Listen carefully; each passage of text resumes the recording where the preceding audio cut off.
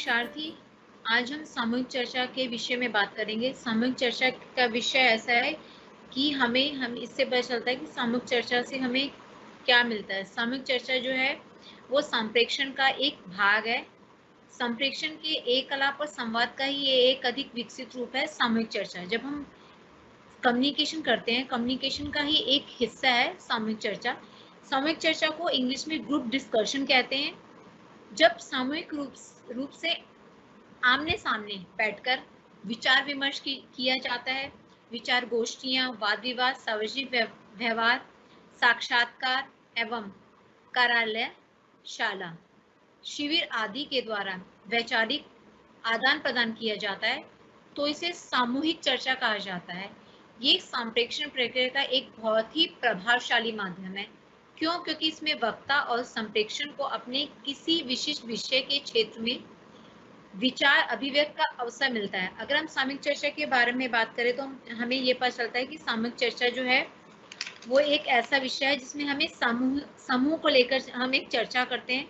सामूहिक चर्चा जो है वो दो शब्दों के प्रयोग से लेकर बना है।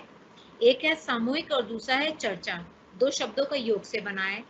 सामूहिक चर्चा से अभिप्राय होता है दो या दो से अधिक व्यक्तियों के ऐसे संगठन होते हैं जिनका एक समान उद्देश्य होता है। मतलब अगर कोई भी है, मान लो कोई सामूहिक चर्चा कर रहा है तो सामूहिक चर्चा में एक संगठन होता है, एक तरह का संगठन होता है जो समूह में चर्चा करता है तथा उसका उद्देश्य होता है विचार विमर्श करना। और विचार विमर्श के माध्यम से लोग एकत्रित होते हैं। चर्चा को अगर हम अंग्रेजी में बात करें तो चर्चा को डिस्कस कहते हैं, जो लैटिन भाषा के डिस्कटर से बना है। डिस्कटर का अर्थ होता है हिलना या पड़ताल करना। मतलब जब हम ग्रुप डिस्कशन करते हैं तो हम किसी न किसी चीज को खोजते हैं। कई बार क्या होता है, अगर हम किसी कंपनी में कहीं पे हम एज अ बॉस या एज अ एम्प्लॉय काम करते हैं, मान लो अगर हम किसी कंपनी में, ये मैं आपको एक उदाहरण दे रही हूँ सामूहिक चर्चा का, कि सामूहिक चर्चा का हमारा क्या उद्देश्य है, सामूहिक चर्चा के क्या उद्देश्य और क्या इससे हमारा क्या समाधान होता है। अगर आपके दिमाग में ये बात आई कि सामूहिक चर्चा एक ग्रुप डिस्कशन है, ग्रुप डिस्कशन का कोई ना कोई उद्देश्य होता है। जैसे हम कभी भी कोई भी काम करते हैं तो हर काम के पीछे कोई ना कोई उद्देश्य होता है। तो ग्रुप डिस्कशन का हमारा कहाँ काम आता है, जहाँ हम कहीं पे जॉब करते हैं, मान लो कोई बॉस है, उसको अपने एम्प्लॉय से कोई काम लेना है और बॉस किसी डिसीजन तक नहीं पहुंच पा रहा, तो बॉस क्या करता है, बॉस एक अपने एम्प्लॉयज का एक ग्रुप बनाता है और उनकी मीटिंग रखता है। मीटिंग में वो अपनी बात रखता है, बात रखने के बाद उसको वहां से कोई ना कोई पॉजिटिव रिस्पॉन्स मिलता है और उस रिस्पॉन्स के चलते वो आगे अपनी कंपनी को बढ़ा सकता है। अगर हम इस ग्रुप डिस्कशन को बिजनेस पॉइंट ऑफ व्यू से देखते हैं तो ग्रुप डिस्कशन का कहते हैं सामूहिक चर्चा का अपना एक उद्देश्य होता है। इसमें समस्या का निवारण होता है, निर्णय लेना होता है, विचारों का आदान प्रदान होता है, क्योंकि इसमें हर तरह के व्यक्ति बैठे होते हैं।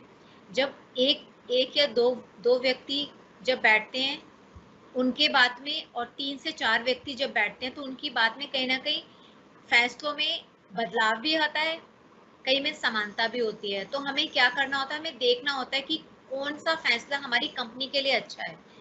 विचारों का आदान प्रदान होता है। सामूहिक चर्चा की तैयारी कैसे की जाती है।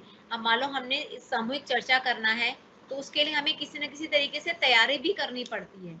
उसके लिए क्या होता है, एक तो आवश्यक व्यवस्था रखनी पड़ती है, लिखित कार्य होना चाहिए, उद्देश्य होना चाहिए। जब हम कोई ना कोई सामूहिक चर्चा करते हैं तो सामूहिक चर्चा का कोई ना कोई क्या होना चाहिए, उद्देश्य होना चाहिए। और उसमें क्या होना चाहिए, योगदान होना चाहिए। योगदान से तात्पर्य क्या है कि हमारे पास लिखित रिकॉर्ड भी होना चाहिए। हो सकते हैं जो हम चर्चा के विषय से संबंधित कोई जानकारी रखते हैं तो उसके लिए हमारे पास क्या क्या स्रोत उपलब्ध हैं, ये भी जरूर होने चाहिए। अब दूसरा दिमाग में आता है हमारे कि सामूहिक चर्चा के समय अपेक्षित व्यवहार कैसा करना चाहिए। मान लो अगर हम सामूहिक चर्चा कर रहे हैं तो सामूहिक चर्चा में अपेक्षित व्यवहार किस तरीके का होना चाहिए। सामूहिक चर्चा के अपेक्षित व्यवहार को समझाने के लिए मैं इस व्यवहार को 3 भागों में बांटकर आपको समझाऊंगी। पहला व्यवहार होता है क्रियात्मक व्यवहार, दूसरा होता है सकारात्मक, तीसरा होता है स्व निर्देशित व्यवहार। पहले हम चर्चा करेंगे अपने पहले बिंदु पे चर्चा करेंगे जिसका जिसका अर्थ है क्रियात्मक व्यवहार। क्रियात्मक व्यवहार से तात्पर्य है कि हम किस तरीके का काम करते हैं, मतलब किस तरीके से हम व्यवहार करें। समूह चर्चा में जब हम भाग लेने वाले सभी सदस्य समस्या का निवारण करने, सुझाव देने, समाधान निकालने व योजना बनाने आदि सभी कार्यों में सक्रिय रूप से भाग लेकर अपना योगदान करते हैं। तो क्या चाहिए हमें वहां पे अपना क्रियात्मक व्यवहार दिखाना है। दूसरा, सकारात्मक व्यवहार। इस प्रकार के व्यवहार में सभी सदस्य चर्चा के दौरान परस्पर मधुरता बनाए रखते हुए, तनाव मुक्त वातावरण बनाए रखते हुए, एक दूसरे को सहयोग प्रदान करते हुए सामूहिक चर्चा करते हैं। जब भी चर्चा का विषय होगा तो सबसे पहले क्या होगा कि हमें सकारात्मक व्यवहार रखना है, ना कि नकारात्मक व्यवहार रखना है। सकारात्मक व्यवहार रखना है और सकारात्मक व्यवहार रखते हुए ही हमें सकारात्मक योगदान देना है कि हम अपने जिस भी फैसले पर पहुंचे वो सकारात्मक हो। तीसरा है स्वयं निर्देशित व्यवहार। इसमें कहने का अर्थ है कि जब हम कहीं सामूहिक चर्चा में बैठे हैं तो वहां पर अगर मान लो किसी भी मुद्दे पर बात हो रही है तो हमें सारे सदस्यों को मिलाकर चलना है, उनको लेकर चलना है। ये नहीं कि हमें सिर्फ अपने आप को वहां पे सुपीरियर दिखाना है, अपने आप को हमने सुपीरियर नहीं दिखाना। हम जब ग्रुप डिस्कशन करने बैठते हैं, जब हम ग्रुप में बैठते हैं, कहीं पे भी सामूहिक रूप से एकत्रित होते हैं, तो हमारा कार्य होता है कि हम सामने वाले की भी बात सुने और अपनी बात भी इस तरीके से प्रस्तुत करें कि सामने वाले को हमारी बात से कोई ठेस ना पहुंचे। जब हम अपनी बात रखते हैं तो बात रखते समय हमें इन छोटी छोटी बातों को बारीकी से ध्यान रखना पड़ता है, जिन बातों को हम जो बात हमें सकारात्मक सोच दे, ना कि नकारात्मकता की ओर लेकर जाए। और हमें क्या करना है, अपने आप को सुपीरियर नहीं बनाना, हमें अपने आप को ऐसे प्रस्तुत करना है कि सामने वाले के दिल को कोई ठेस ना पहुंचे हमारी किसी बात से या ऐसे हमारे किसी व्यवहार से। क्योंकि यहाँ पे हमें जब ग्रुप डिस्कस कर रहे हैं, सामूहिक चर्चा कर रहे हैं, सामूहिक चर्चा में हमें सबको लेकर चलना होता है, सबकी विचारधारा को लेकर चलना है। हमने अगर किसी भी बात पे अपनी बात को रखना है या तर्क वितर्क करना है तो इस तरीके से तर्क रखना है कि सामने वाले की हृदय को चोट ना पहुंचे। संप्रेषण का काम ही यही है कि हमें ऐसे संप्रेषित करना है कि सामने वाला हमारी बात से सहमत हो जाए। जैसे अब इसमें लिखा हुआ है कि संप्रेषण प्रक्रिया एक प्रभावशाली माध्यम है क्योंकि इसमें वक्ता संप्रेषक को अपने किसी विशिष्ट विषय क्षेत्र के विषय में विचार अभिव्यक्ति का अवसर मिलता है। हाँ, जब हम ग्रुप में बैठते हैं तो हमें अपने विचार अभिव्यक्ति का अवसर मिलता है। वस्तुतः सामूहिक चर्चा का संप्रेषण माध्यम उन व्यक्तियों के मध्य संभव है जो किसी विशेष उद्देश्य के लिए एक विशेष स्थान पर एकत्रित होकर परस्पर विचारों का आदान प्रदान करते हैं। जो मैंने आपको पहले बताया कि जब हम कोई भी काम करते हैं उस काम के पीछे हमारा कोई ना कोई उद्देश्य होता है। जैसे अब हम स्कूल हैं, कॉलेज है, रंगमंच है, प्रशिक्षण केंद्र है आदि स्थानों पर सामूहिक चर्चा द्वारा संप्रेषण किया जाता है। क्योंकि अब क्या है, स्कूल और कॉलेजेस में बहुत सारे बच्चे होते हैं तो अकेले एक एक बच्चे को किसी विषय में समझाने से बेटर है कि हम अरेंजमेंट करते हैं कहीं ना कोई संगोष्ठी का। संगोष्ठी भी इसमें भी ग्रुप चर्चा का ही विषय है। क्योंकि यहाँ पर क्या होता है, अगर हम कोई सेमिनार रखते हैं, सेमिनार रखने के बाद वहाँ पे एक प्रश्न काल भी होता है जिसमें हम बच्चों से प्रश्न करते हैं। तो इससे क्या हो जाता है, बच्चों के प्रश्न प्रस्तुत करने वाले तक पहुँचते हैं और प्रस्तुत करने वाले तक बच्चे के उत्तर भी पहुँचते हैं। तो रंगमंच में भी क्या होता है, रंगमंच में एक नाटक के माध्यम से हम अपनी बात बच्चों तक पहुंचा सकते हैं। मान लो अगर हमें कोई शिक्षाप्रद नाटक प्रस्तुत करना है, जैसे अगर मान लो हमें कोई नाटक प्रस्तुत करना है और नाटक के माध्यम से हमें बच्चों को शिक्षा देनी है, तो हम एक शिक्षा के माध्यम से एक रंगमंच करेंगे। रंगमंच में मतलब जिसमें हम एक नाटक करेंगे, नाटक के माध्यम से हम बच्चों को शिक्षा देंगे। और नाटक खत्म हो जाने के बाद हम बच्चों से पूछ सकते हैं कि बच्चों आपको उससे क्या शिक्षा मिली, नाटक देख के आपको क्या शिक्षा मिली। ऐसे ही सामूहिक चर्चा ये सब क्या होता है, एक तरह से संप्रेषण के माध्यम होते हैं। इसमें भी प्रतिपुष्टि तुरंत मिल जाती है। प्रतिपुष्टि मतलब क्या होता है, प्रतिपुष्टि मतलब होता है फीडबैक। इसमें हमें तुरंत क्या मिल जाता है, इसमें हमें तुरंत फीडबैक मिलता है। क्यों? क्योंकि मान लो अगर हम कहीं पे कोई चर्चा कर रहे हैं, चर्चा करने के बाद हमें कोई विषय मिला है और हमने अपनी बात रखी है, बात रखने के बाद हम सामने से हम सामने से क्वेश्चन पूछेंगे, क्वेश्चन पूछकर हमें जवाब मिलता है तो हमें उससे पता चलता है कि हमारा कितना अच्छा संवाद हुआ है, कितनी हमारी बात सामने वाले तक पहुंची और कितनी बात नकारात्मक पहुंची या सकारात्मक पहुंची। अगर मान लो हमारा कहीं पे कुछ गलती होती है तो हम तुरंत उसको वहीं के वहीं सही कर सकते हैं। मान लो अगर मैंने कोई बात कही, मैंने कहीं सकारात्मक दृष्टि से कही लेकिन सामने वाले को वो नकारात्मक लगी, अगर वो मेरे से प्रश्न करता है और मैं उसको जवाब देती हूँ तो मैं अपनी नकारात्मक बात को उसके दिमाग से कैसे सकारात्मक करके प्रस्तुत कर सकती हूँ, ये बात वहीं पे तुरंत पता चल जाती है। परंतु संवाद अंतर वैज्ञानिक संप्रेषण की भांति नहीं है, फिर भी यह एक प्रभावशाली संप्रेषण का माध्यम है। अब क्या होता है, संप्रेषण जब हम करते हैं उसके लिए हमें कुछ आवश्यक शर्तें भी होती है, मतलब शर्तें कहने का मतलब है कि जब हम सामूहिक चर्चा करेंगे तो सामूहिक चर्चा को सफल बनाने के लिए हमें किन किन बातों का ध्यान रखना चाहिए। मान लो अगर आप भी कहीं गए और आपको कहा जाए कि आपको किसी कंपनी में या कहीं पे कोई काम करना है या स्कूल में या कॉलेज में कहीं पे आपको कोई अरेंजमेंट करना है, तो वहां पर हमें किस तरीके से किन किन बातों का ध्यान रखना चाहिए वो मैं आपको यहाँ पे बताना चाहूंगी। जब हम सामूहिक चर्चा करते हैं तो सामूहिक चर्चा के माध्यम से हमें किन किन बातों का ध्यान रखना चाहिए। सामूहिक चर्चा के माध्यम से हमें पहले तो उद्देश्य की प्राप्ति हो, इस बात का हमें ध्यान रखना है कि सामूहिक चर्चा का यह जब आयोजन किया जाए तो आयोजन किसी निश्चित उद्देश्य के लिए किया जाता है। समूह के सभी सदस्यों को इसका पता होना चाहिए, मतलब जो भी ग्रुप के सदस्य होंगे उनको पता होना चाहिए ताकि वे उन उद्देश्य की पूर्ति के लिए प्रयासरत रहें, ना कि अपने व्यक्तिगत उद्देश्य की पूर्ति का प्रयास करें। दूसरा हम विचार विमर्श करेंगे, दूसरा इसका बिंदु है विचारों का आदान प्रदान। सामूहिक चर्चा के दौरान निर्धारित समस्या पर विभिन्न विशेषज्ञ अपने विचार प्रस्तुत करते हैं, जिससे समूह के सदस्यों को समस्या के विभिन्न पक्षों का ज्ञान प्राप्त होता है और उन्हें नए नए विचारों के लिए आधार बिंदु मिलते हैं। वही बात है, वो जो मैंने अभी आपको समझाया था कि मान लो अगर हम कोई भी संगोष्ठी या स्कूल में या कॉलेजों में कुछ कार्यक्रम आयोजित किए जाते हैं तो उन कार्यक्रमों के माध्यम से क्या होता है कि कुछ ना कुछ चर्चा का विषय रखा जाता है और उस विषय के माध्यम से बच्चों को शिक्षित किया जाता है। अगर हम स्कूल या कॉलेजेस की बात करें तो वहाँ पे कोई ना कोई कितना किसी तरीके से कॉलेजेस में कोई ना कोई प्रोग्राम रखा जाता है, उस प्रोग्राम के माध्यम से बच्चों को एक दूसरे से मिलने का अवसर मिलता है, एक दूसरे को जानने का अवसर मिलता है। दूसरा, रंगमंच पे जो भी कार्यक्रम प्रस्तुत किया जाता है या जो भी विशेषज्ञ आता है वो विशेषज्ञ आपको कोई ना कोई जानकारी देता है। प्रशिक्षण केंद्र में भी यदि कई स्थानों पे जब चर्चा की जाती है, अब आप ये कहेंगे कि मैम ने एक तरफ तो हमें ये बोला कि उद्देश्य की पूर्ति होती है, हम जब प्राप्तकर्ता को बताते हैं तो प्राप्तकर्ता को, प्रेक्षक को और संप्रेषक को पता होना चाहिए।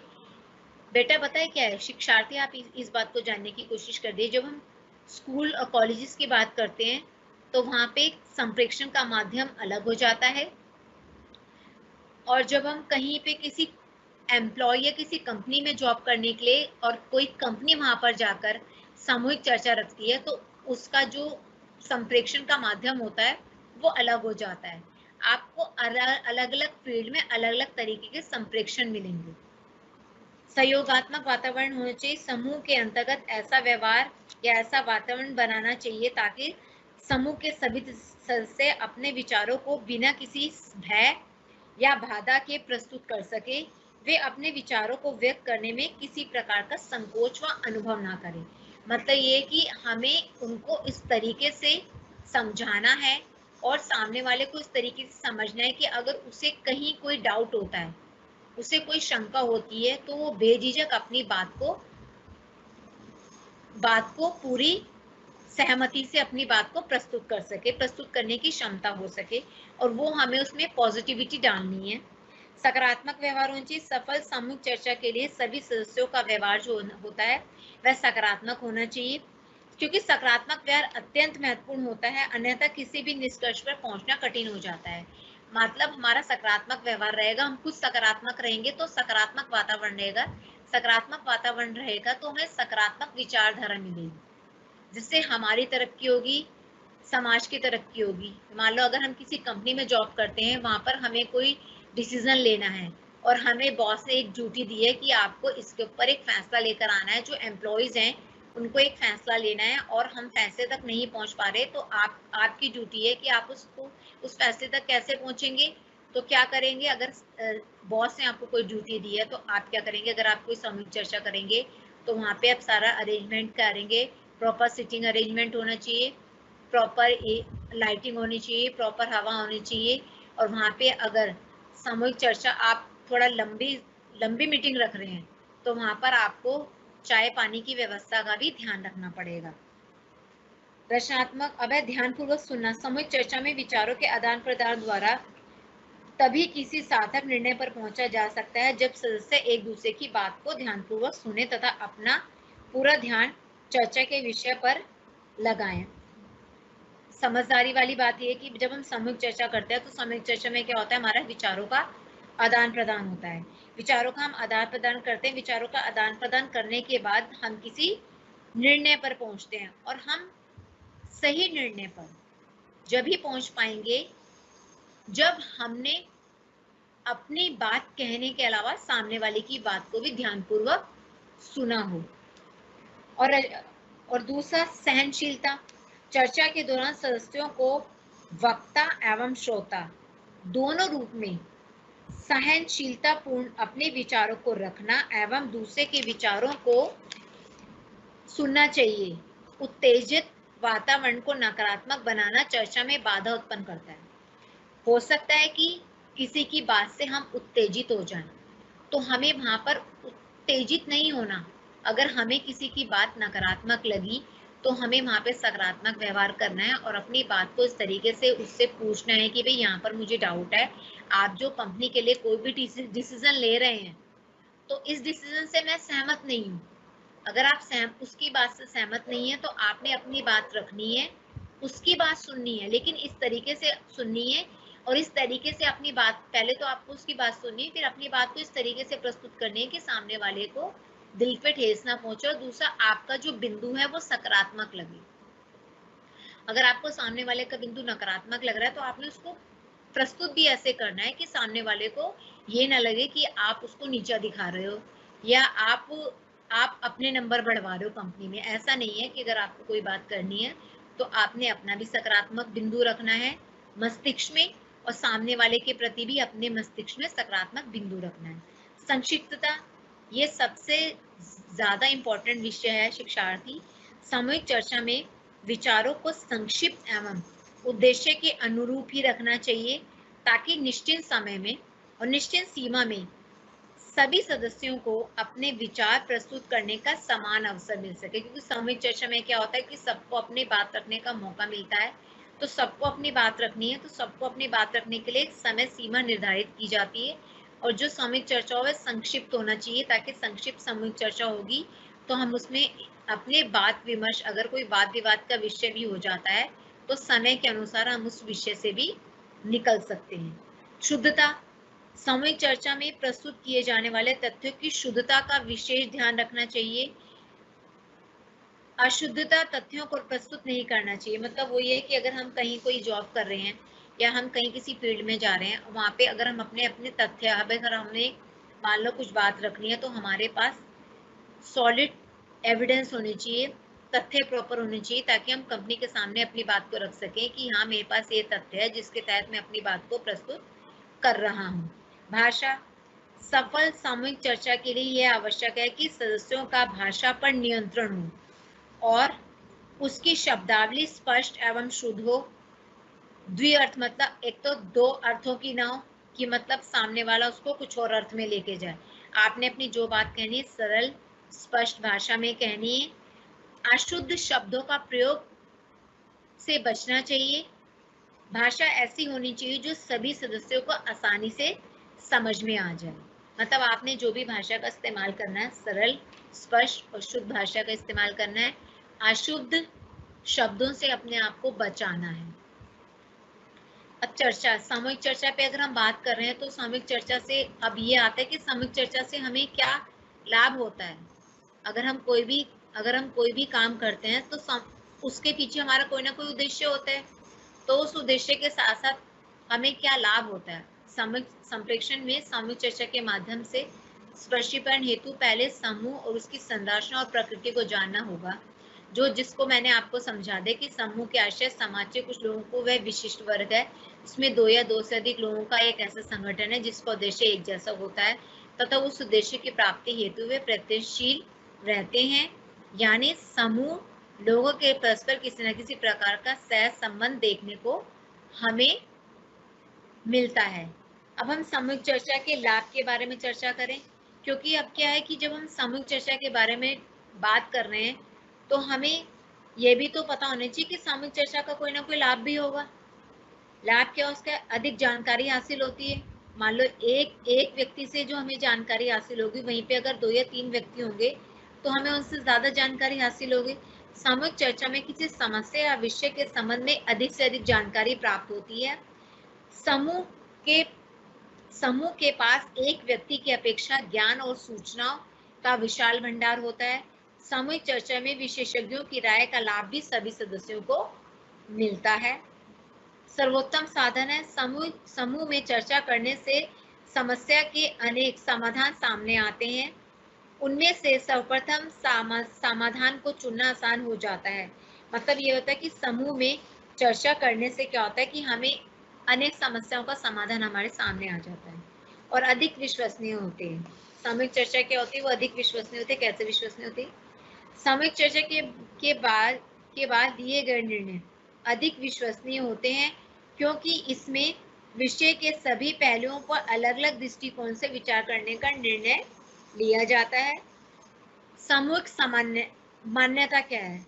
सामूहिक चर्चा के बाद लिए गए निर्णय समूह के विचारों के आधार पर होते हैं, इसलिए सभी को मान्य होते हैं, जबकि व्यक्तिगत निर्णय स्वैच्छिक होते हैं, इसलिए सभी को मान्य नहीं होते। सामूहिक चर्चा किसी भी निर्णय की सहमति को बढ़ाते हैं। वही जो मैंने आपको शिक्षार्थी पहले भी बताया था कि मान लो अगर कोई हमसे कोई फैसला लेगा, हम एक ही व्यक्ति से फैसला लेंगे तो वो उसकी इच्छा पे आधारित हो जाएगा। वही फैसला अगर हम 2-3 व्यक्तियों के बीच में बैठ के अगर हम किसी बात का फैसला लेंगे तो उसमें ज्यादा सहमति और ज्यादा ज्ञान का भंडार हमें मिलता है।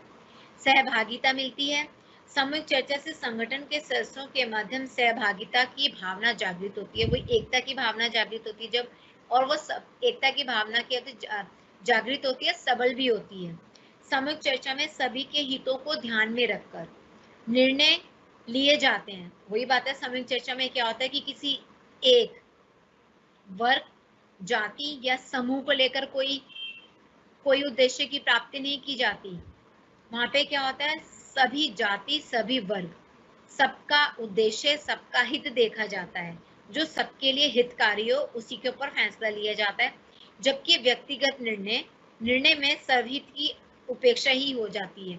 वही बात है, अगर हम व्यक्तिगत निर्णय लेते हैं तो उसमें क्या होता है, सबों की हित का फैसला नहीं ले पाते हम। सहभागिता में सर्वहित की भावना बढ़ती है। जब हम दूसरों से भी सहभागिता लेते हैं तो हमारे क्या होता है, हम सबके हित की क्या होती है, भावना बढ़ जाती है और इससे हमारी एकता भी बढ़ती है। समस्या का अनुकूल प्रयोग होता है। सामूहिक चर्चा में लिए जाने वाला निर्णय सभी सदस्यों के द्वारा मिलकर किया जाता है, जिसमें समस्या का समाधान शीघ्रतापूर्ण होने से समय की बचत होती है। शक्तिशाली संगठन अर्थात कहने का तात्पर्य सामूहिक रूप से सबके हित में निर्णय लेने के कारण सामूहिक चर्चा से प्रबंधकों एवं अधीनस्थों के मध्य संबंध मधुर बने रहते हैं। अतः सामूहिक चर्चा को संगठन को शक्तिशाली बनाती है। सामूहिक चर्चा जो है वो संगठन को शक्तिशाली बनाती है।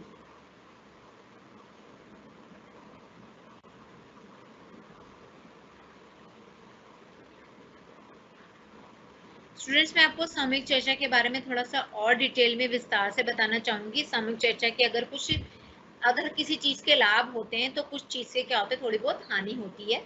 अभी मैं इसको सामूहिक चर्चा के, अभी तक मैंने आपको सामूहिक चर्चा का क्या उद्देश्य होता है, सामूहिक चर्चा का उद्देश्य क्या होता है, सामूहिक चर्चा से हमें क्या लाभ होते हैं, समय की बचत होती है, विशेषज्ञों से हमें जानकारी हासिल होती है, सहभागिता बढ़ती है, समय का अनुकूल प्रयोग होता है, शक्तिशाली संगठन बनता है। इस तरीके का हमें जानकारी हासिल होती है। अब एक ही सिक्के के दो पहलू होते हैं, नकारात्मक भी होते हैं, सकारात्मक भी होते हैं। अभी हमने क्या बात की सामूहिक चर्चा के, अभी सिर्फ हमने लाभों की बात करी। अब हम सामूहिक चर्चा के कुछ दोषों की भी बात करेंगे। सामूहिक चर्चा में किस तरीके के दोष हमें देखने को मिलते हैं। इसमें अधिक समय लगता है। सामूहिक चर्चा में क्यों अधिक समय लगता है? अब देखिए शिक्षार्थी, सामूहिक चर्चा में समय अधिक लगता है क्योंकि समूह के सभी सदस्यों के विचारों को जानने और किसी निर्णय तक पहुंचने की प्रक्रिया में समय अधिक लगता है। इसकी तुलना में एक व्यक्ति द्वारा निर्णय लेने में कम समय लगता है। असहमति होना, यदि समूह के चर्चा के पश्चात भी किसी निर्णय तक नहीं पहुंच पाते और किसी निर्णय की चर्चा समाप्त कर दी जाए तो सदस्यों में क्या होती है? असहमति उत्पन्न होती है। उत्तरदायित्व ना होना, सामूहिक चर्चा में लिए गए निर्णय का दायित्व किसी एक व्यक्ति का न होकर पूरे समूह का होता है। तो लिया गया निर्णय किसी सदस्य की विचारधारा का परिणाम होता है, यह जानना भी कठिन होता है। मतलब यह कि मान लो हम ये सोचते हैं कि हो सकता है ग्रुप में होते हुए भी किसी एक व्यक्ति को ज्यादा महत्व दिया गया हो, लेकिन जब हम ग्रुप में चर्चा करते हैं तो हमें उसको पता नहीं चलता कि यहाँ पे हाँ हो सकता है किसी एक जाति या वर्ग का हित हो, इसका हमें पता नहीं चलता। असंतुष्ट समझौते भी होते हैं। कई बार सामूहिक चर्चा में लिए गए निर्णय कई बार व्यक्तिगत निर्णयों की अपेक्षा असंतुष्ट समझौते के परिणाम होते हैं। किसी सहमति पर ना पहुंचने की स्थिति में सदस्यों को निर्णय लेने के लिए समझौता भी करना पड़ता है। खर्चीली पड़ती है। सामूहिक चर्चा व्यावसायिक संगठन के लिए अत्यंत खर्चीली पड़ती भी, क्योंकि इसके लिए व्यक्तिगत सदस्यों के स्थान पर नोटिस भेजना, मीटिंग की जगह निर्धारित करने और चर्चा संबंधी विषय सामग्री सदस्यों में वितरित करने, चर्चा से जुड़ी आवश्यक सामग्री जुटाने आदि कार्यों पर संगठन को अत्यंत खर्च करना पड़ता है। लंबी पड़ती है। सामूहिक चर्चा को नियोजन 1 महीने पहले से ही अधिक पहले करना पड़ता है, क्योंकि सदस्यों को लगभग 1 महीने पहले नोटिस भेजना आवश्यक होता है, जिससे सदस्यों को जांच का विषय पता चल सके और वे उस पर चिंतन कर सके। किसी आपातकाल स्थिति में समय के अभाव के कारण सामूहिक चर्चा नहीं की जा सकती, क्योंकि उस समय संगठन को शीघ्र निर्णय लेने की आवश्यकता होती है।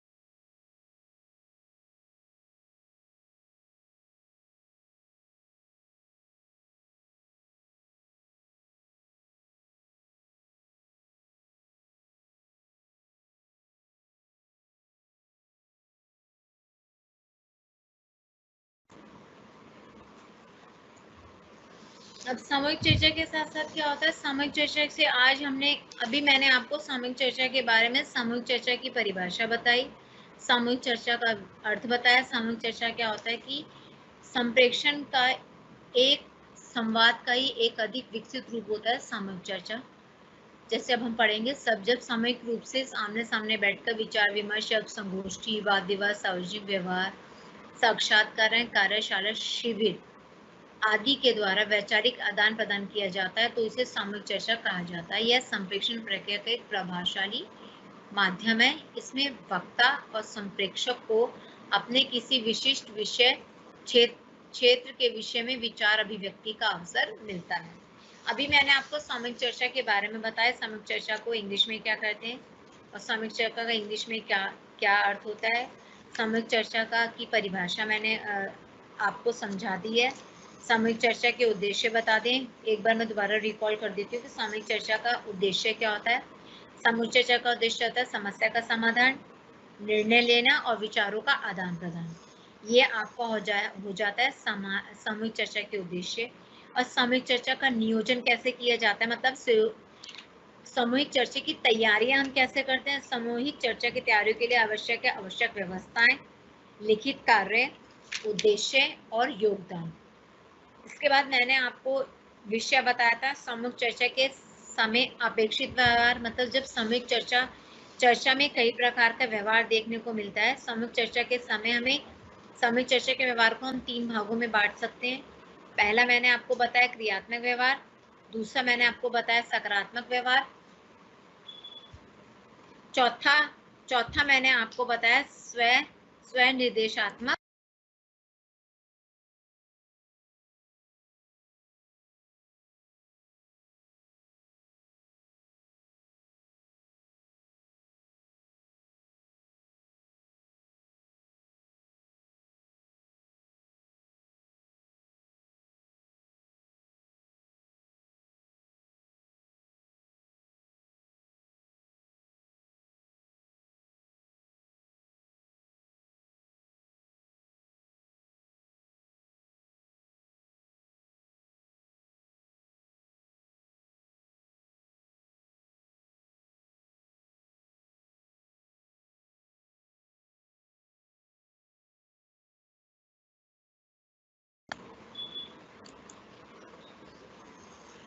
सामूहिक चर्चा के समय अपेक्षित व्यवहार की मैंने आपसे अभी चर्चा की थी।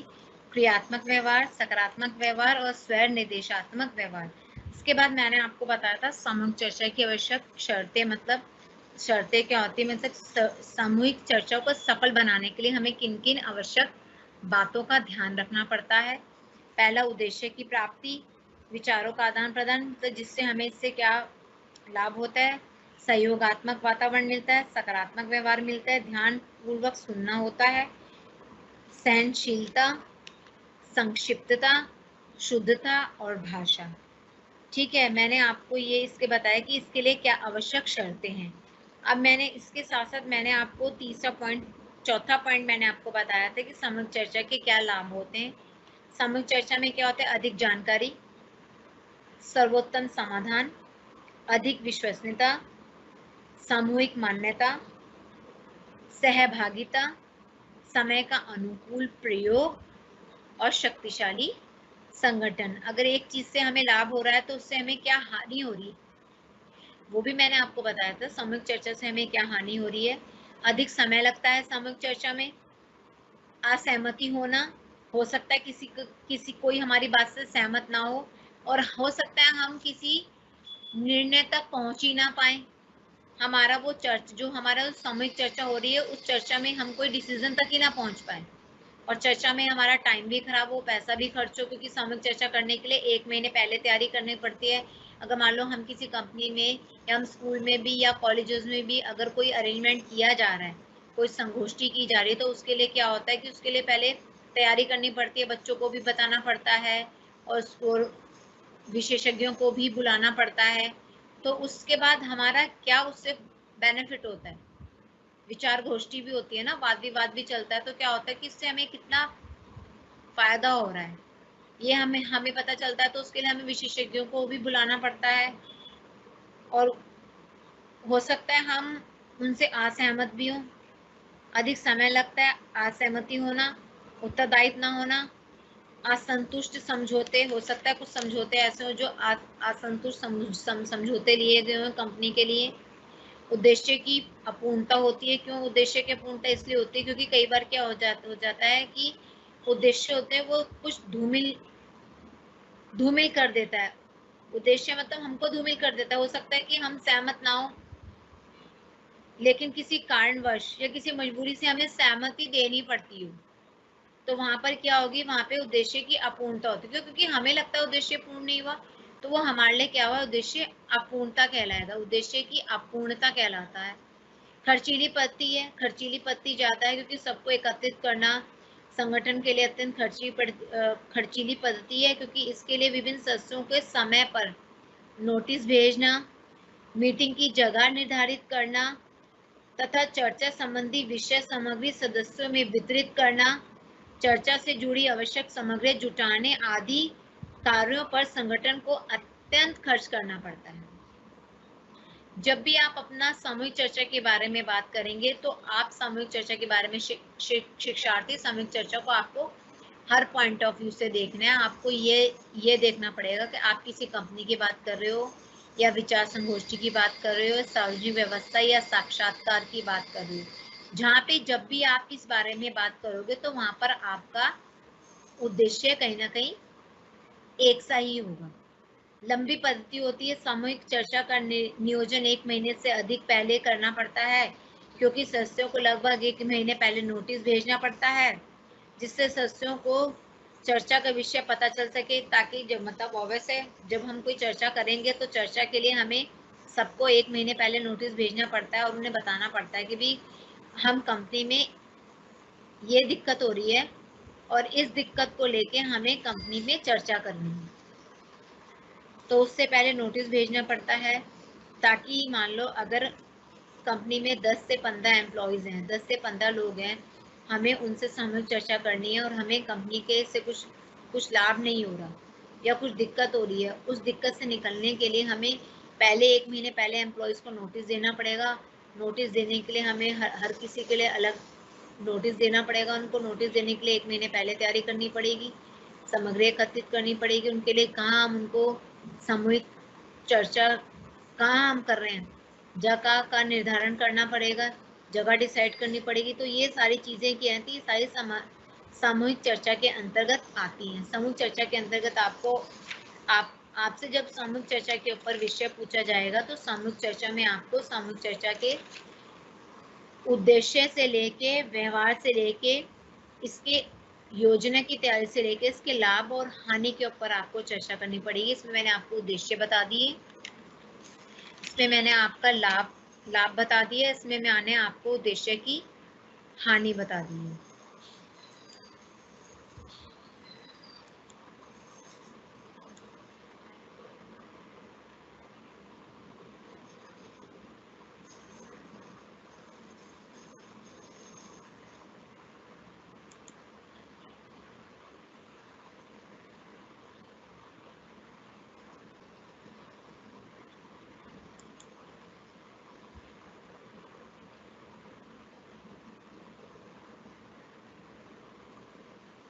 सामूहिक चर्चा की कुछ शर्तें हैं, वो इसमें आप देख सकते हैं, मैंने मॉनिटर पे दिखा दिया। संप्रेषण के एक कला, संप्रेषण की चर्चा, संप्रेषण के उद्देश्य।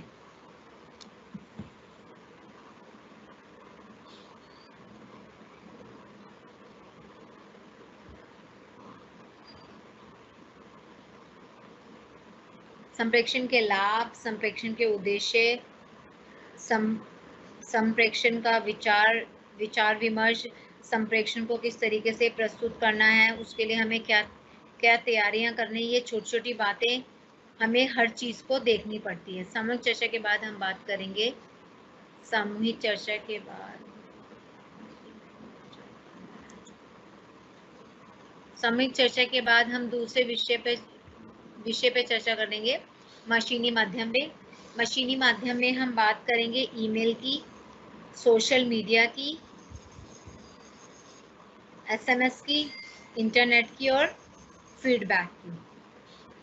आज क्या है, आज को सब शिक्षार्थी को पता है कि आज जो सूचना एवं तकनीकी के चलते मशीन यानी कंप्यूटर ने एक क्रांतिकारी परिवर्तन करते हुए अनुभव, ज्ञान एवं संवेदना के साथ साथ शिक्षा व व्यवहार के क्षेत्र में यानी संप्रेषण प्रक्रिया के क्षेत्र में क्रांतिकारी परिवर्तन कर दिया है। आज टेक्नोलॉजी का ज़माना है, आज हर किसी के पास स्मार्टफोन है, सब कुछ है, कंप्यूटर है।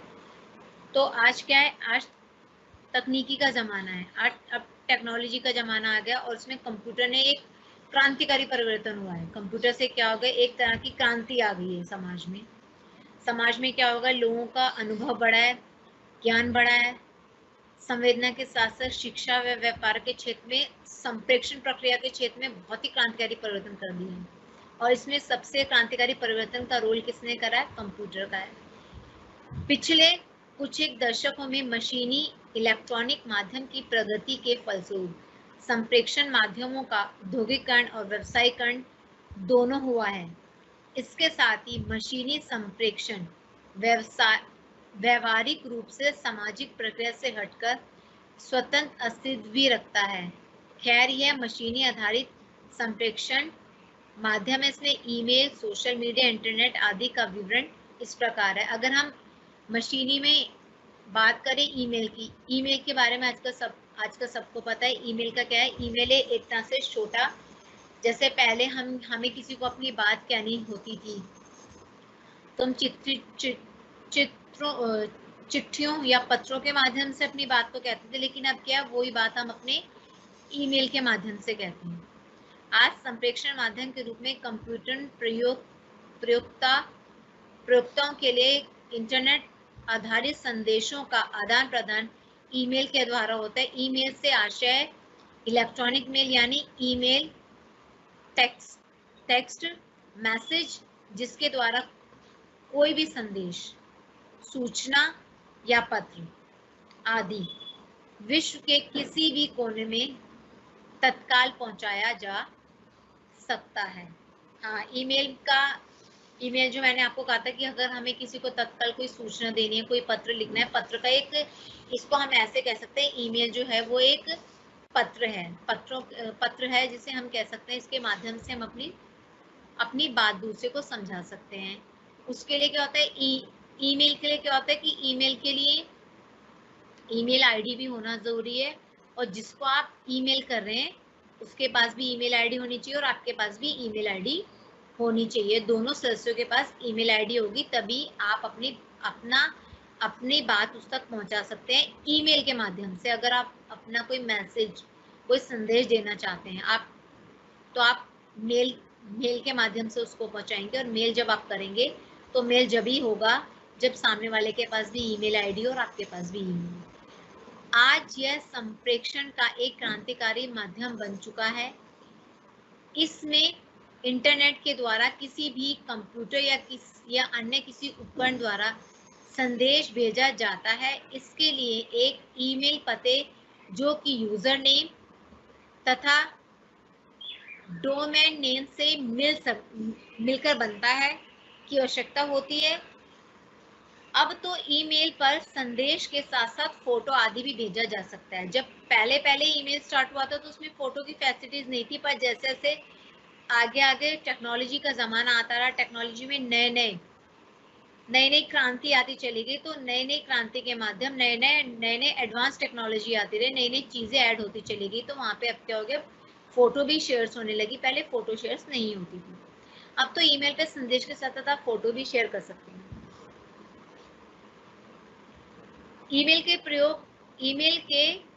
वस्तुतः ईमेल के उपयोग बहुत हैं।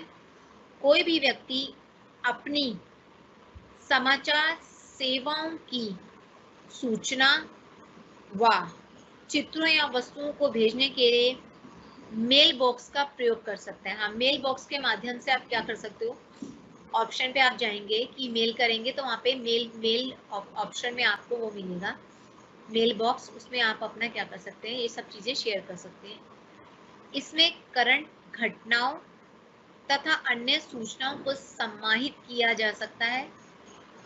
अपने वेब ब्राउज़र को भी मेल से भेजा जा सकता है, जिससे कि पता लगे कि मनपसंद वेबसाइट कब बदल रही है, मतलब साइट में क्या क्या बदलाव आ रहे हैं। आपको मतलब आए दिन अपडेट हो रहा है तो कुछ ना कुछ चेंजेस उसमें हो जाता है, ईमेल एड्रेस में कई बार या कहीं ना कुछ चेंजेस हो जाते हैं। उसके लिए क्या होता है, हमको अपडेट रहना पड़ता है। एक और महत्वपूर्ण प्रयोग भी इंटरनेट मेल का होता है। इसमें मेलिंग सूचना भी होती है, जिससे कि हम उन लोगों से संपर्क कर सकें जो हमारी पसंद के हो। इंटरनेट पर उनसे परस्पर संवादों का आदान प्रदान सर्वर के माध्यम से किया जा सकता है। इस प्रकार एकल इंटरनेट मेल या ईमेल के द्वारा असंख्यक लोगों से एक साथ संपर्क हो सकता है और उन तक पहुंचाया जा सकता है। मतलब ईमेल के माध्यम से क्या है कि मतलब अगर हमें कोई जैसे कहीं किसी को संदेश देना है तो हम ईमेल के माध्यम से एक टाइम पे कई लोगों को अपना संदेश भेज सकते हैं एक ही समय में। ईमेल का ये हमें लाभ देखने को मिलता है। ईमेल के माध्यम से क्या होता है, अगर आप इस बात को ऐसे समझे कि ईमेल क्या है, ईमेल एक हमारा क्या है, एक छोटा पत्र है। पहले हम पत्रों के माध्यम से अपनी बात लिखकर कहा करते थे, आजकल जमाना बदल गया है, आजकल ईमेल के माध्यम से अपनी बात को कहा जा सकता है और तुरंत पहुंचाई जा सकती है अपनी बात, कम समय में तुरंत अपनी बात को सामने वाले तक पहुंचाना। वो किसके माध्यम से होता है, वो ईमेल के माध्यम से होता है। मेलिंग सूचना की तरह विभिन्न नेट संवाद समूह भी होते हैं जो इंटरनेट पर समाचारों का संकलन करते हैं। ये समाचार सारे संसार में फैले होते हैं। इन समाचारों को लोग पढ़ सकते हैं। हर व्यक्ति का अपना एक इंटरनेट अकाउंट होता है जिसमें वह समाचार सर्वर तक जुड़कर अपना संदेश पढ़ सकता है। इस प्रकार अन्य उपयोग भी हो सकते हैं जिसमें चैटिंग और कॉन्फ्रेंसिंग भी शामिल है।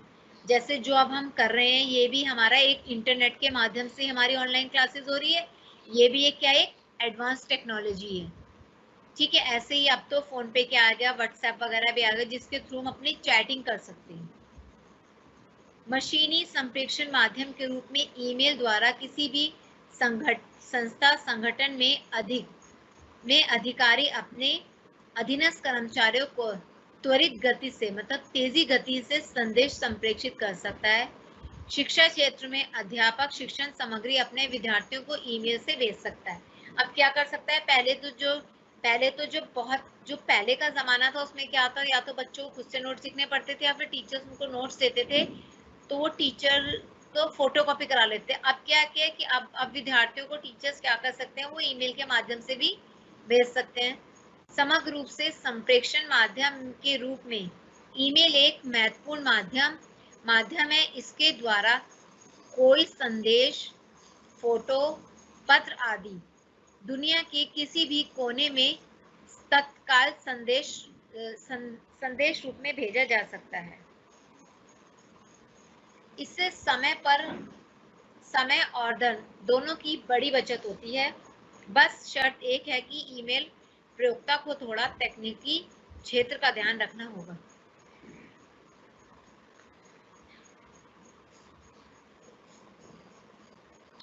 अब क्या है कि जब हम ईमेल का प्रयोग करते हैं तो सबसे पहले तो ये कि ईमेल अकाउंट हमारे पास भी होना चाहिए और ईमेल अकाउंट दूसरे वाले के पास भी होना चाहिए। जब दोनों के पास ईमेल अकाउंट होगा तभी हम उसको फॉरवर्ड कर सकते हैं और उसके लिए क्या होना चाहिए, तकनीकी डिस्टर्बेंस ना हो, मतलब जैसे नेट की प्रॉब्लम ना हो। अब तो वाईफाई हो गया, वाईफाई की प्रॉब्लम ना हो।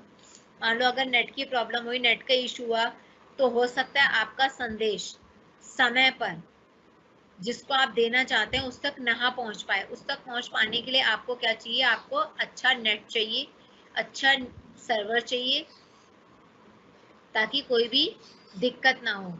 अब है सोशल मीडिया से क्या मतलब है, इंटरनेट की सुविधा ने मानव समाज में आमूल-चूल परिवर्तन करने में सर्वाधिक महत्व है सोशल मीडिया का। सोशल मीडिया के दोनों शब्द के अर्थ संदर्भ पर गौर करें तो हम पाते हैं कि सोशल मीडिया से आशय है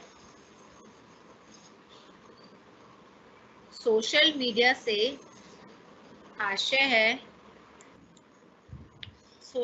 में हम बात करेंगे इंटरनेट की सुविधा ने मानव समाज में आमूल-चूल परिवर्तन करने में सर्वाधिक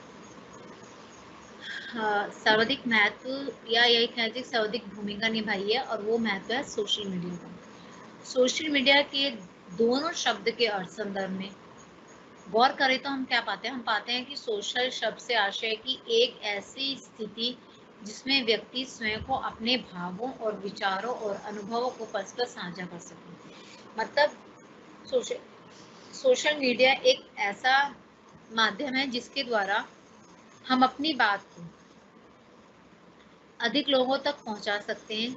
सोशल मीडिया के माध्यम से हम अपनी बातों को लोगों तक पहुंचा सकते हैं, कम समय में अधिक लोगों तक पहुंचा सकते हैं। एक ऐसी स्थिति है जिसमें व्यक्ति स्वयं को अपने भावों, विचारों और अनुभवों को साझा कर सकता है।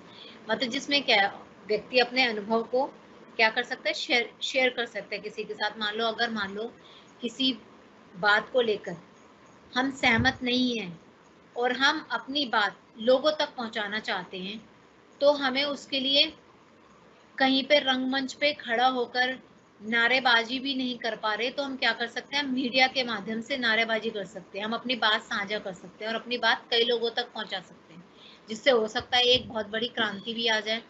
हमारे विचारों से हो सकता है, हम मान लो हम किसी बात से सहमत है या असहमत है, तो हमारी बात से सामने वाले को भी हम क्या कर सकते हैं, अपनी बात सामने वाले तक पहुंचा सकते हैं।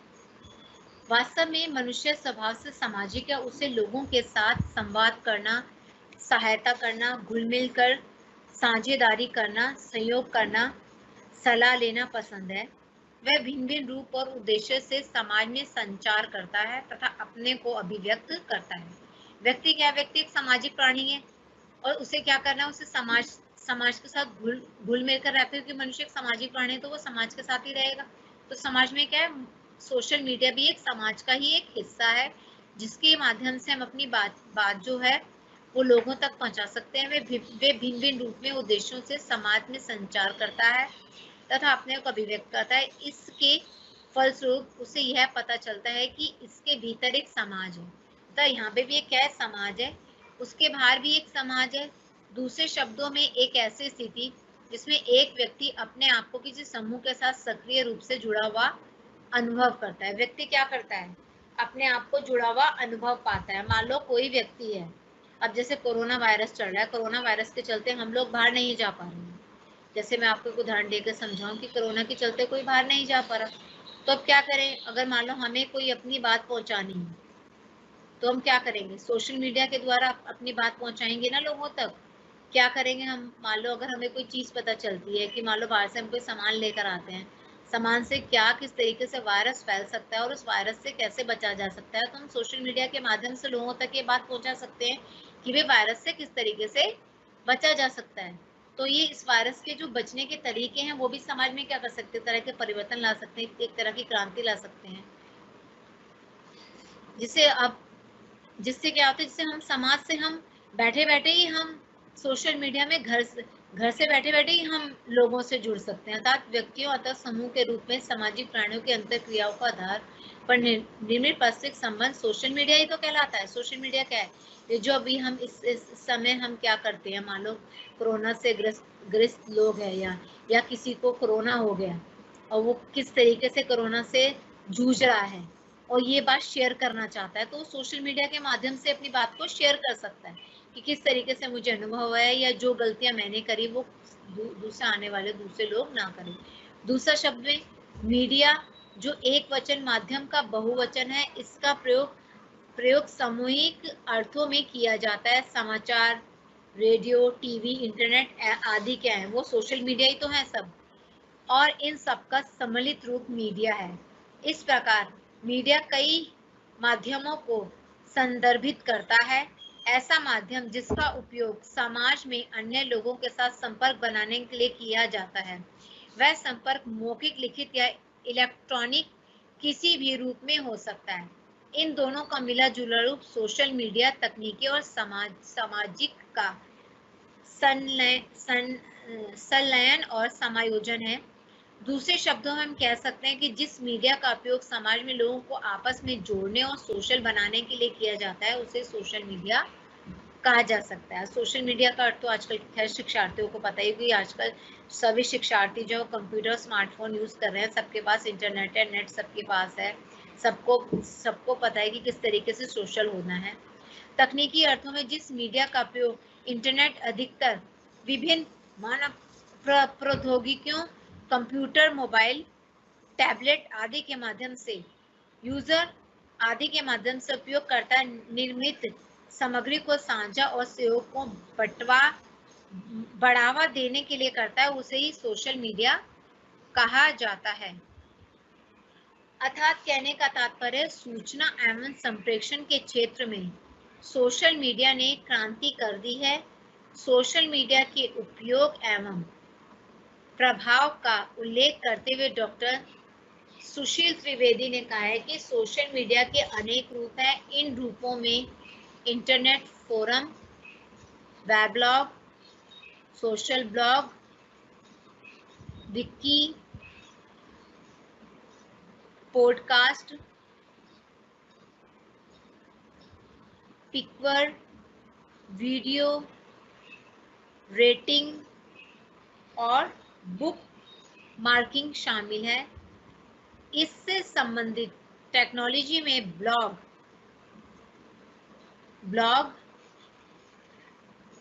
Picture sharing, vlog, wall painting, email, instant messaging, music sharing, crowdsourcing और वायरस ओवर आईपी में सम्मिलित है।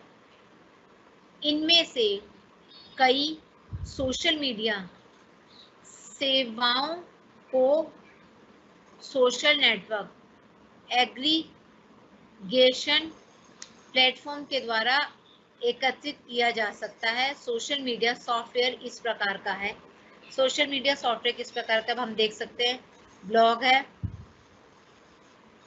ब्लॉगर है, लाइव जर्नल है, ओपन डायरी है। ब्लॉग क्या है? एक तरह से एक ओपन डायरी है जिसमें हम, जैसे हम ये कह सकते हैं कि पहले जो बात हम अपनी डायरी में लिखते थे वो हम ब्लॉग में लिख सकते हैं। ब्लॉग भी क्या है? एक डायरी का ही रूप है। Microblogging, Twitter, Yammer, social networking, Facebook, MySpace, Orkut, social networking aggregation, NutshellMail, FriendFeed, events, upcoming, Eventful, collaboration, विकसित, विकीपीडिया तो सब विकीपीडिया से रूबरू हैं।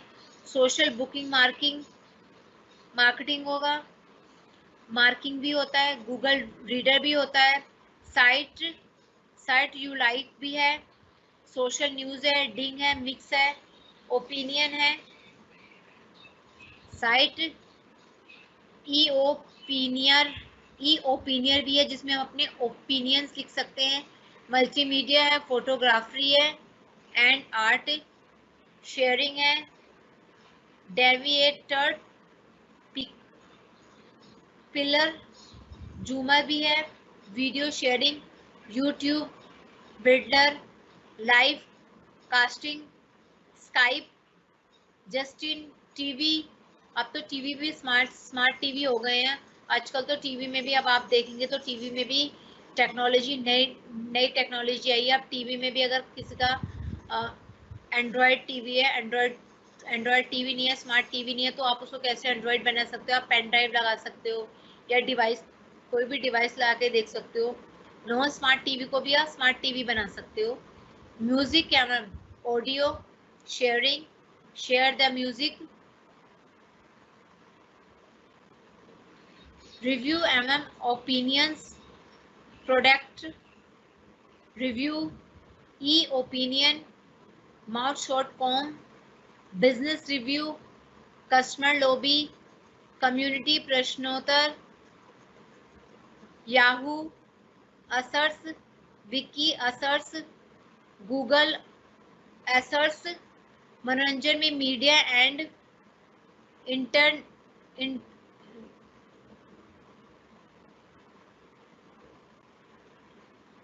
मीडिया एवं entertainment platform Cisco, Eos, virtual world, Second Life, game sharing, Miniclip, congregate,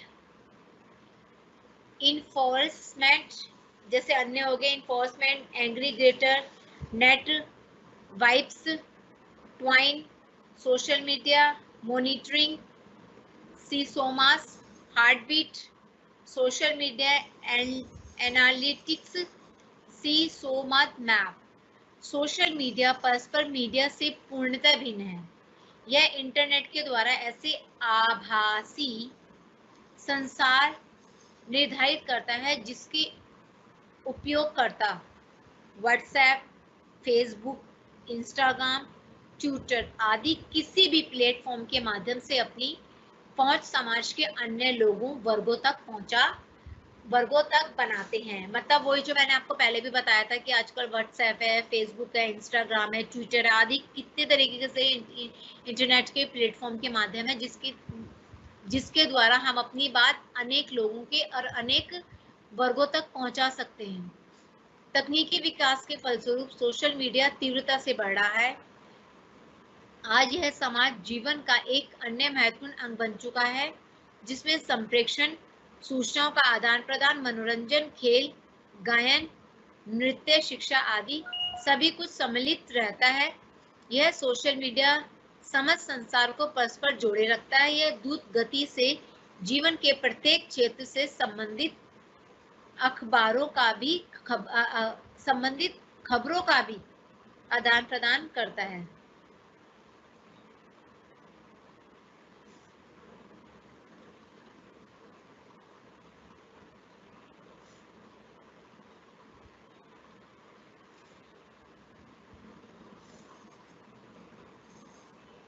अब है हम सोशल मीडिया पे बात करें। सोशल मीडिया एक सारी चीजें क्या आपका फेसबुक हो गया, आपका व्हाट्सएप हो गया, ट्विटर हो गया, ये सब आपके क्या है, सोशल मीडिया है जिसमें आप अपनी बात को रख सकते हैं, अपनी बात को कह भी सकते हैं। समाज तक समाज तक लोगों तक मतलब लोगों तक आप अपनी बात पहुंचा सकते हैं सोशल मीडिया के माध्यम से। अगर आप कहीं जा नहीं सकते तो आप घर बैठे बैठे ही अपनी बात को लोगों तक पहुंचा सकते हैं। ये सोशल मीडिया एक तरह से न्यू मीडिया है जो कि तकनीकी के साथ साथ उसके कल्पनाशील उपभोक्ताओं के नवचारों पर विचार करता है, विचारों पर बात करता है। इससे इसके विकास और उपकारों की अनंत संभावनाएं हैं। फिर भी हमारे दैनिक जीवन में और व्यावसायिक क्षेत्र में सोशल मीडिया के अनेक उपयोग सामने आए हैं, जैसे ब्लॉग, पोर्टल, सभी प्रकार की वेबसाइट, ई समाचार, पत्र पत्रिकाओं आदि समेत माई स्पेस, ऑरकुट, बिग अड्डा, राइट्स जैसी सेवाएं, email, instant messaging, chat, mobile phone से प्राप्त होने वाली सूचना सामग्री, SMS, photo, MMS, photo, audio, video, alert आदि, ये सब आपके क्या हैं, सब आपके सोशल मीडिया हैं। सोशल मीडिया के माध्यम से आप अपनी बात समाज में पहुंचा सकते हैं। अगर मान लो आपको ये लगता है कि भाई मैं अपनी बात पहुंचानी है लेकिन मैं पहुंचा नहीं पा रही, तो आप क्या कह सकते हैं, आप सोशल मीडिया के माध्यम से अपनी बात लोगों तक, दूर दूर तक, पूरी दुनिया तक पहुंचा सकते हैं। आप ये सोचो कि मैं यहाँ बैठी हूँ, घर बैठी हूँ, तो घर बैठे मैं अपनी विचारधारा लोगों तक कैसे अपनी अपनी बात को रखूँ, कहाँ तक मैं लोगों तक अपनी बात कैसे पहुंचाऊँ। सोशल मीडिया के माध्यम से आप अपनी घर बैठे बैठे आप अपनी बात पहुंचा सकते हैं। ऑनलाइन समुदाय और न्यूज ग्रुप सहित मल्टीमीडिया, वीडियो, ऑडियो और एनिमेशन आदि, ई बैंकिंग, ई कॉमर्स, आजकल तो सब बैंकिंग के काम भी फोन पे ही बैठे बैठे सब कर देते हैं। ई कॉमर्स होने लगे, ई शॉपिंग्स होने लगी आदि ने सोशल मीडिया के क्षेत्र में क्रांतिकारी प्रगति की है और हमारे व्यक्तिगत, पारिवारिक, सामाजिक, समुदाय और राष्ट्रीय जीवन को वैश्विक बनाने की दिशा में महत्वपूर्ण भूमिका निभा रहा है। मतलब अब ये है कि अब ज्यादातर लोग क्या हो रहे हैं, शिक्षित हो रहे हैं। अब ऐसा नहीं कि एक शिक्षित वर्ग को ही फोन चलाना आता है, एक शिक्षित वर्ग सिर्फ ई बैंकिंग या शॉपिंग या कार्ड का प्रयोग कर सकता है। आजकल जो अशिक्षित लोग भी हैं उन्हें भी ये सब नेट वगैरह चलाना आता है, वो भी अपनी फोटो शेयर करते हैं, पिक्चर्स शेयर करते हैं। हर तरीके के, हर वर्ग के लोग। सोशल मीडिया ने सामाजिक, आर्थिक, धार्मिक, राजनीतिक या सांस्कृतिक क्षेत्र में अत्यधिक सशक्त उपस्थिति मानव जीवन में बना ली है। आज यह हमारे जीवन में आज यह हमारे जीवन में सूचना संप्रेषण का माध्यम भर नहीं है, अपितु परिवर्तन व रूपांतरण का पर्याय बन चुका है। सोशल मीडिया पर कोई भी अपनी संप्रेषण सामग्री का निर्माण, वितरण और उपयोग कर सकता है। इसके लिए कुछ विशेष उल्लेखनीय है। सोशल मीडिया के उपभोक्ताओं को स्वयं संदेश निर्मित करने का अधिकार है। अंतरक्रिया द्वारा संदेशों को त्वरित गति से प्रसार करना है। स्वामित्व एवं नियंत्रण से मुक्त आम लोगों की साझेदारी, संदेश को संग्रहित एवं संपादित करने की सुविधा है। अब ये क्या है, यहाँ पे जो बात की जा रही है वो ये की जा रही है कि हम अपनी बात जो है आम जनता तक साझेदारी हम कर सकते हैं, संपादित करने की भी सुविधा हमें मिली हुई। संक्षेप में सोशल मीडिया ने सूचना के उत्पादन, वितरण एवं संपादन की शक्ति प्रत्येक व्यक्ति को प्रदान कर दी है। अब ये है कि पहले तो ये था कि जब सोशल मीडिया नहीं था, ये नेट नहीं था, तो लोगों को बड़ी दिक्कत होती थी। लोग क्या करते थे, किताबों के माध्यम से ही पढ़ते थे। लेकिन अब क्या है, अब लोगों को शिक्षा ग्रहण करने के लिए आप पत्र पत्रिकाएं भी अपने कंप्यूटर पे डाल सकती हैं, लैपटॉप पे डाल सकती हैं। तो आपको घर बैठे बैठे ही आपको किताबों की भी सुविधा हो गई। इवन आप पूरी की पूरी आपको लाइब्रेरी भी यहीं पे मिल जाएगी। अगर आप लाइब्रेरी में मेंबरशिप लेना चाहते हैं तो आपको ऑनलाइन ही लाइब्रेरी में मेंबरशिप मिल सकती है। और अगर आप कोई बुक डाउनलोड करना चाहते हैं तो आप बुक भी डाउनलोड कर सकती हैं। आपको सारी सुविधाएं इंटरनेट पे मिल रही है। उसके लिए आपको ये नहीं कि आपको स्पेशली लाइब्रेरी जाना पड़ेगा, लाइब्रेरी की सारी चीजें क्या, वो आप ऑनलाइन ही लाइब्रेरी के मेंबर बन सकते हैं, किताबें पढ़ सकते हैं, ऑनलाइन किताबें डाउनलोड करें और पढ़िए। सारी सुविधाएं आपको आजकल उपलब्ध हैं। संक्षेप में अगर हम कहें कि सोशल मीडिया ने सूचना के उत्पादन, वितरण, संवेदन में शक्तियां प्रदान करी हैं, व्यक्तियों को भी प्रदान कर दी है। परस्पर मीडिया की भांति इसमें कोई भी मालिक नहीं है और ना ही कोई संपादक है। अब नौकर और मालिक का जो एक अंतर था वो समाज में समाप्त हो गया है। इसके अतिरिक्त खबरों पर किसी विशिष्ट व्यक्ति, समूह या संस्था का कोई अधिपत्य नहीं रहा। पहले क्या था कि पहले जो समाचार होते थे, जो कुछ पढ़े लिखे लोग होते थे, शिक्षित वर्ग के लोग होते थे, वही न्यूज़पेपर खरीदते थे और न्यूज़पेपर लगाते थे और न्यूज़पेपर पढ़ते थे, अखबार पढ़ते थे। जो अशिक्षित वर्ग होता था वो अखबार पढ़ नहीं पाता था क्योंकि उन्हें पढ़ना नहीं आता था। अब क्या हो गया, अब प्रत्येक वर्ग को अगर जो पढ़ नहीं सकता तो वो फोन के माध्यम से, अखबारों में, रेडियो के माध्यम से, टीवी के माध्यम से सुन तो सकता है, वो देख तो सकता है और वो सुन सकता है। तो वो देखेगा सुनेगा तो आधी समझ तो लोगों को देखने सुनने से ही आ जाती है। जैसे दृश्य श्रव्य सामग्री है, ऐसे ही हमारा जो मास मीडिया वो दृश्य श्रव्य सामग्री का ही तो काम करता है। मान लो अगर हमें किसी किसान को खाद के उपयोग के बारे में बताना है और वो किसान अशिक्षित है, तो हम क्या करेंगे, एक पोस्टर बनाएंगे खाद का और उस किसान को कंपनी की खाद का पोस्टर बना के उसको समझाएंगे कि ये इस तरीके के जो कंपनी है, इसका जो खाद है वो ऐसे मिलता है और इस खाद और इस बीज को अगर आप अपने खेतों में डालोगे तो अच्छी खेती होगी। तो अशिक्षित वर्ग भी क्या हो गया, शिक्षित होता चला गया। अब पहले ये था कि कुछ ही चुनिंदा लोगों के लिए सब चीजें अवेलेबल थी, अब हर जाति हर वर्ग के लिए अवेलेबल है।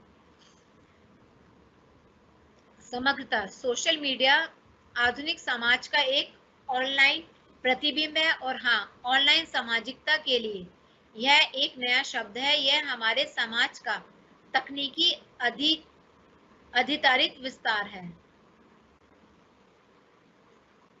एसएमएस, अब हम एसएमएस के बारे में बात करें। एसएमएस अंग्रेजी के शॉर्ट मैसेज सर्विसेज शब्द का संक्षिप्त रूप है।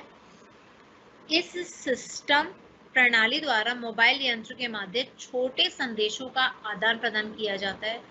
इस शब्द का प्रश्न मोबाइल फोन द्वारा संदेश सूचनाओं के प्रक्षेपण के चलते यानी सोशल मीडिया के प्रचलन के फलस्वरूप बहुतायत में हो गया है। मोबाइल फोन संबंधित तकनीकी को 20वीं सदी के मानव जीवन के महानतम आविष्कारों में से एक माना जाता है। आज मानवीय जीवन का कोई भी क्षेत्र मोबाइल क्षेत्र से अछूता नहीं रहा। अब 20वीं सदी में क्या है, अब 21वीं सदी में, अभी 20वीं सदी में क्या है कि हर किसी के पास मोबाइल है। हर जाति हर वर्ग के पास क्या होगा, आपको स्मार्टफोन मिलेगा, चाहे वो अध्ययन अध्यापन के लिए एक औजार के रूप में हो या फिर सामाजिक, राजनीतिक और धार्मिक जीवन की गतिविधियां, सभी कुछ हो गया। हमें मोबाइल की एक महत्वपूर्ण भूमिका है। मानवीय इतिहास साक्षी है कि मानव जीवन में किसी अन्य उपकरण का इतना अधिक प्रयोग और प्रचलन नहीं हुआ जितना कि मोबाइल फोन का हुआ है। यह इससे सूचनाओं के आदान प्रदान के कारण ही संभव हुआ है और जब से मल्टीमीडिया का फोन प्रचलन में आया है तब से तो एसएमएस को विभिन्न चिन्हों, प्रतीकों, रंगीन फोटो एवं ध्वनियों या ऑडियो वीडियो आदि के द्वारा प्रभावशाली ढंग से प्रेषित किया जाता है, जिसका प्रभाव बड़ा ही असरदार होता है।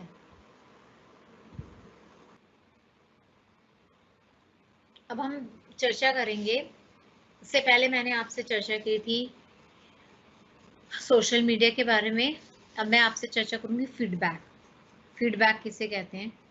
फीडबैक का हिंदी में पुष्टि प्राप्ति बोलते हैं।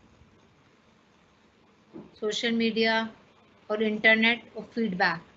फीडबैक के बारे में बात करें, संप्रेषण प्रक्रिया में संप्रेषण के तत्वों, वक्ता, माध्यम, संदेश और संदेश प्राप्तकर्ता और प्रतिपुष्टि या फीडबैक। प्रतिपुष्टि फीडबैक को बोलते हैं। फीडबैक में से पांचवां तत्व फीडबैक संप्रेषण का एक सबसे महत्वपूर्ण तत्व है। फीडबैक क्या है?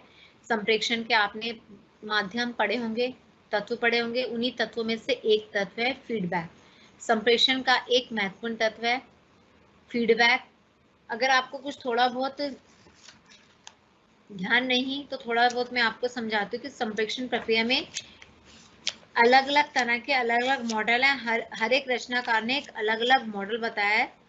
कुछ रचनाकार ने फीडबैक को इम्पोर्टेंट माना है, कुछ रचनाकारों ने फीडबैक को इम्पोर्टेंट नहीं माना, लेकिन अधिकतर पहले था जो फीडबैक इम्पोर्टेंट नहीं माना जाता था। लेकिन अब जितने भी संप्रेषण के सूत्र बनते हैं या तत्वों की बात की जाती है तो उसमें फीडबैक को भी महत्व दिया जाता है। जैसे अगर हम बात करें संप्रेषण के मूल तत्व होते हैं पांच, और उन पांच तत्वों में से पहला तत्व है आपका प्रेषक, दूसरा तत्व होता है माध्यम, तीसरा होता है संदेश, चौथा होता है प्रापक और पांचवा होता है आपका फीडबैक।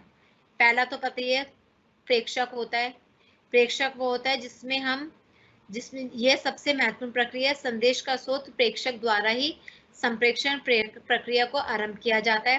प्रेषक होना चाहिए, माध्यम होना चाहिए, प्रॉपर माध्यम मतलब चैनल होना चाहिए, संदेश होना चाहिए, प्रापक होना चाहिए और प्रतिपुष्टि होना चाहिए।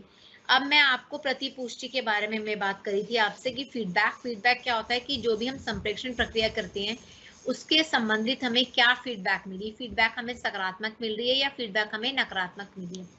फीडबैक से हमारी पुष्टि हो जाती है कि हमारा संप्रेषण प्रक्रिया जो है वो सफल रहा या असफल रहा। फीडबैक या प्रतिपुष्टि से तात्पर्य है संप्रेषक और प्रेषित किए गए संदेश का संदेश ग्रहणकर्ता पर क्या और किस तरह का प्रभाव पड़ा है। मतलब हमने जो किसी को संदेश, मतलब हमने कोई संदेश किसी को पहुंचाया, हमारा संदेश एक तो उस तक ठीक ठाक पहुंचा या नहीं पहुंचा, और अगर उसके पास हमारा संदेश पहुंचा भी है तो सकारात्मक रूप में पहुंचा या नकारात्मक रूप से पहुंचा है, ये हमें पता चलता है फीडबैक के माध्यम से। इस प्रभाव के फलस्वरूप संदेश ग्रहणकर्ता संदेश प्राप्ति के पश्चात जो प्रतिक्रिया व्यक्त करता है वही हमारा फीडबैक होता है। फीडबैक ये होता है कि मान लो हमने कोई कार्य किया, कार्य करने के बाद हम उसका एक फीडबैक लेते हैं। फीडबैक लेके हमें ये पता चलता है कि हम अपने कार्य में कितने सफल हुए, कितनी हमको सफलता हासिल हुई। अगर मान लो हमें नेगेटिव फीडबैक मिलता है तो हम क्या करते हैं, हम आगे जब दोबारा संप्रेषण का कार्य करेंगे तो हम उस चीज को ध्यान में रखकर करेंगे कि हमें जो पहले नकारात्मक फीडबैक मिला है उसको हम कैसे सकारात्मक में परिवर्तित कर सकें। फीडबैक इसलिए इंपॉर्टेंट होता है जिससे हमें ये जानकारी हासिल होती है कि हमारे जो संप्रेषण कार्य हुआ है उस संप्रेषण कार्य में हम कितने सफल हुए हैं और कितनी हमें सफलता हासिल हुई या हमें असफलता हासिल हुई है। संप्रेषण प्रक्रिया में चूंकि सूचनाओं का आदान प्रदान होता रहता है और इसमें सूचनाओं के आदान प्रदान के फलस्वरूप कुछ ना कुछ प्रतिक्रिया आना निश्चित है। और वैसे जब हम कोई संप्रेषण करेंगे तो उसके प्रति हमारा कोई ना कोई फीडबैक तो जरूर आएगा, और बिना फीडबैक या बिना प्रतिपुष्टि के संप्रेषण प्रक्रिया अधूरी या असफल मानी जाती है। अतः संप्रेषण प्रक्रिया के फीडबैक का महत्व अत्यधिक होता है, क्योंकि इससे हमें पता चलता है कि संदेश जो है वो ग्रहणकर्ता के पास पहुंचा या नहीं पहुंचा और किस रूप में पहुंचा है।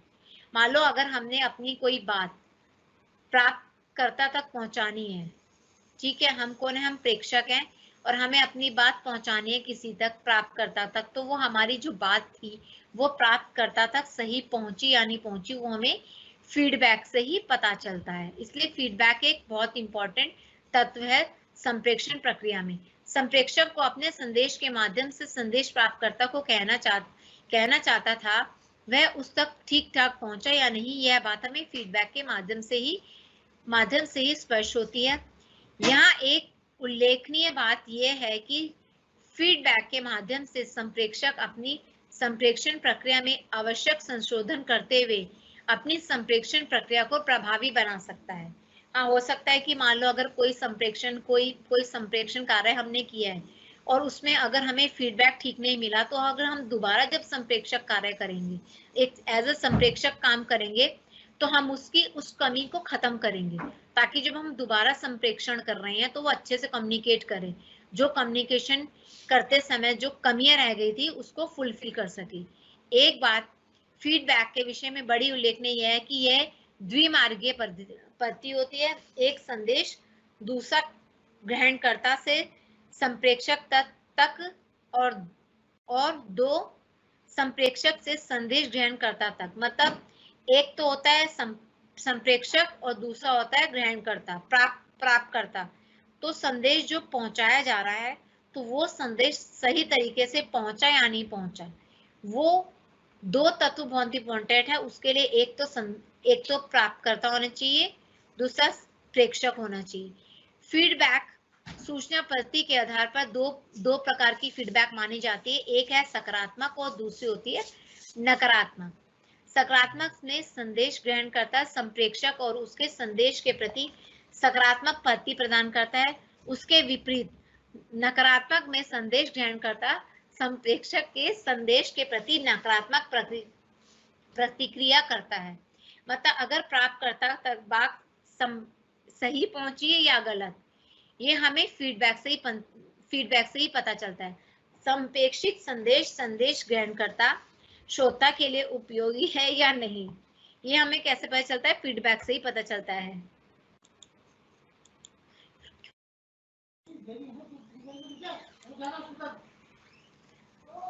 प्रतिपुष्टि करता है। फीडबैक से हमें क्या पता चलता है कि हमारा जो फीडबैक है वो सकारात्मक है या नकारात्मक।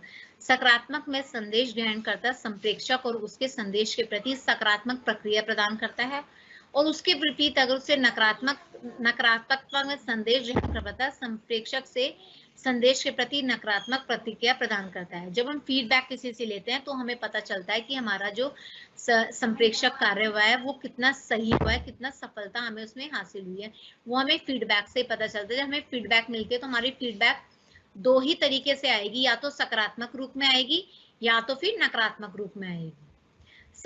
संप्रेषित संदेश ग्रहणकर्ता श्रोता के लिए उपयोगी है या नहीं। संप्रेषक प्रक्रिया में यदि कोई कमी रह जाती है तो उसे कैसे और कहाँ सुधारा जा सकता है, इन सभी शंकाओं का समाधान संप्रेषक प्रतिपुष्टि से प्राप्त होता है। अब इसमें शिक्षार्थी, मैं आपको एक बात बताना चाह रही हूँ कि जब संप्रेषण में हम संप्रेषण करते हैं तो उसमें फीडबैक लेना इसलिए जरूरी समझा जाता है। पांचवा तत्व जो पहले नहीं था, जो मैंने आपको पहले ही बताया, ये तत्व बाद में जोड़ा गया है। अगर हम संप्रेषण के मॉडल्स की बात करेंगे तो उसमें कई तरह के मॉडल्स हैं। उन मॉडल्स में कुछ ऐसे रचनाकार भी हैं, कुछ ऐसे रचनाकार हैं जिन्होंने संप्रेषण के ऊपर रचनाएं की, तो कुछ लोगों ने उसमें फीडबैक को इम्पोर्टेंस दी, कुछ लोगों ने उसको फीडबैक को इम्पोर्टेंस नहीं दी। लेकिन आजकल जितने भी रचनाकार हो रहे हैं वो उसमें एक पांचवें तत्व फीडबैक को सबसे इम्पोर्टेंट मानते हैं। कुछ रचनाकार ऐसे हैं जो सिर्फ चार ही तत्वों को मानते हैं, पांचवें तत्वों को नहीं मानते। लेकिन अगर हम पूरे तत्वों की बात करें तो पूरे तत्वों में हमारा जो मॉडल है उसमें यही है कि इसमें पांचों के पांचों तत्व आते हैं। अगर हम संप्रेक्षण का आधुनिक मॉडल देखते हैं तो आधुनिक मॉडल में हमें संप्रेक्षण के पांचों तत्व देखने को मिलते हैं और आजकल संप्रेक्षण के आधुनिक मॉडल को ही सबसे ज्यादा स्वीकृति मिली है और सभी पांच के पांच तत्वों को स्वीकारते हैं। संप्रेक्षण संदेश ग्रहणकर्ता श्रोता के लिए उपयोगी है या नहीं, संप्रेक्षण प्रक्रिया में यदि कोई कमी रह भी जाती है तो इसको कैसे पूरा किया जाता है, वो फीडबैक के माध्यम से पूरा किया जाता है। संप्रेक्षक क्या होता है, मान लो उसने कोई काम किया, कोई संप्रेक्षण कार्य कर रहा है और उसमें वो फीडबैक नहीं ले रहा, अगर वो फीडबैक नहीं लेगा तो उसको कितनी सफलता हासिल हुई है कितनी असफलता हासिल हुई ये बात उसे फीडबैक से ही पता चलेगी। अगर उसमें फीडबैक का ऑप्शन, अगर उसने फीडबैक नहीं लिया तो उसको अपने नकारात्मक या सकारात्मक दृष्टिकोण रखा है सामने वाले ने, ये बात उसे फीडबैक से ही पता चलेगी। अगर उसके बारे में नकारात्मक विचारधारा आ रही है तो उसके लिए क्या करेगा, वो अपनी उस फीडबैक को और स्ट्रॉन्ग करेगा और अपनी कमी को पूरा करने की कोशिश करेगा। प्रतिपुष्टि फीडबैक संप्रेक्षक के संप्रेषक को संदेश ग्रहणकर्ता की आवश्यकता अनुसार एकलय बनाने में उपयोगी होती है। सार्थक प्रभावशाली संप्रेक्षण सदैव प्रतिपुष्टि की कामना करता है। प्रतिपुष्टि के विषय में एक महत्वपूर्ण बात यह है कि संप्रेषक के परंपरागत माध्यमों, संवाद, सामूहिक चर्चा, भाषण आदि में संप्रेषण को प्रतिपुष्टि सहज रूप में तुरंत प्राप्त हो जाती है। प्रतिपुष्टि वो है कि वो तुरंत फीडबैक उसको मिल जाती है, लेकिन मशीनी माध्यमों, ईमेल, सोशल मीडिया, एसएमएस व इंटरनेट आदि में प्रतिपुष्टि प्राप्त करना में काफी दुरूह होता है। कई बार जिसे संदेश प्राप्त हुआ है वह कई दिनों तक अपने सिस्टम मशीन पर इन्हें चेक ही नहीं करता। इसके अलावा जनसंचार माध्यमों में भी प्रतिपुष्टि काफी दुरूह और बिखरी हुई होती है।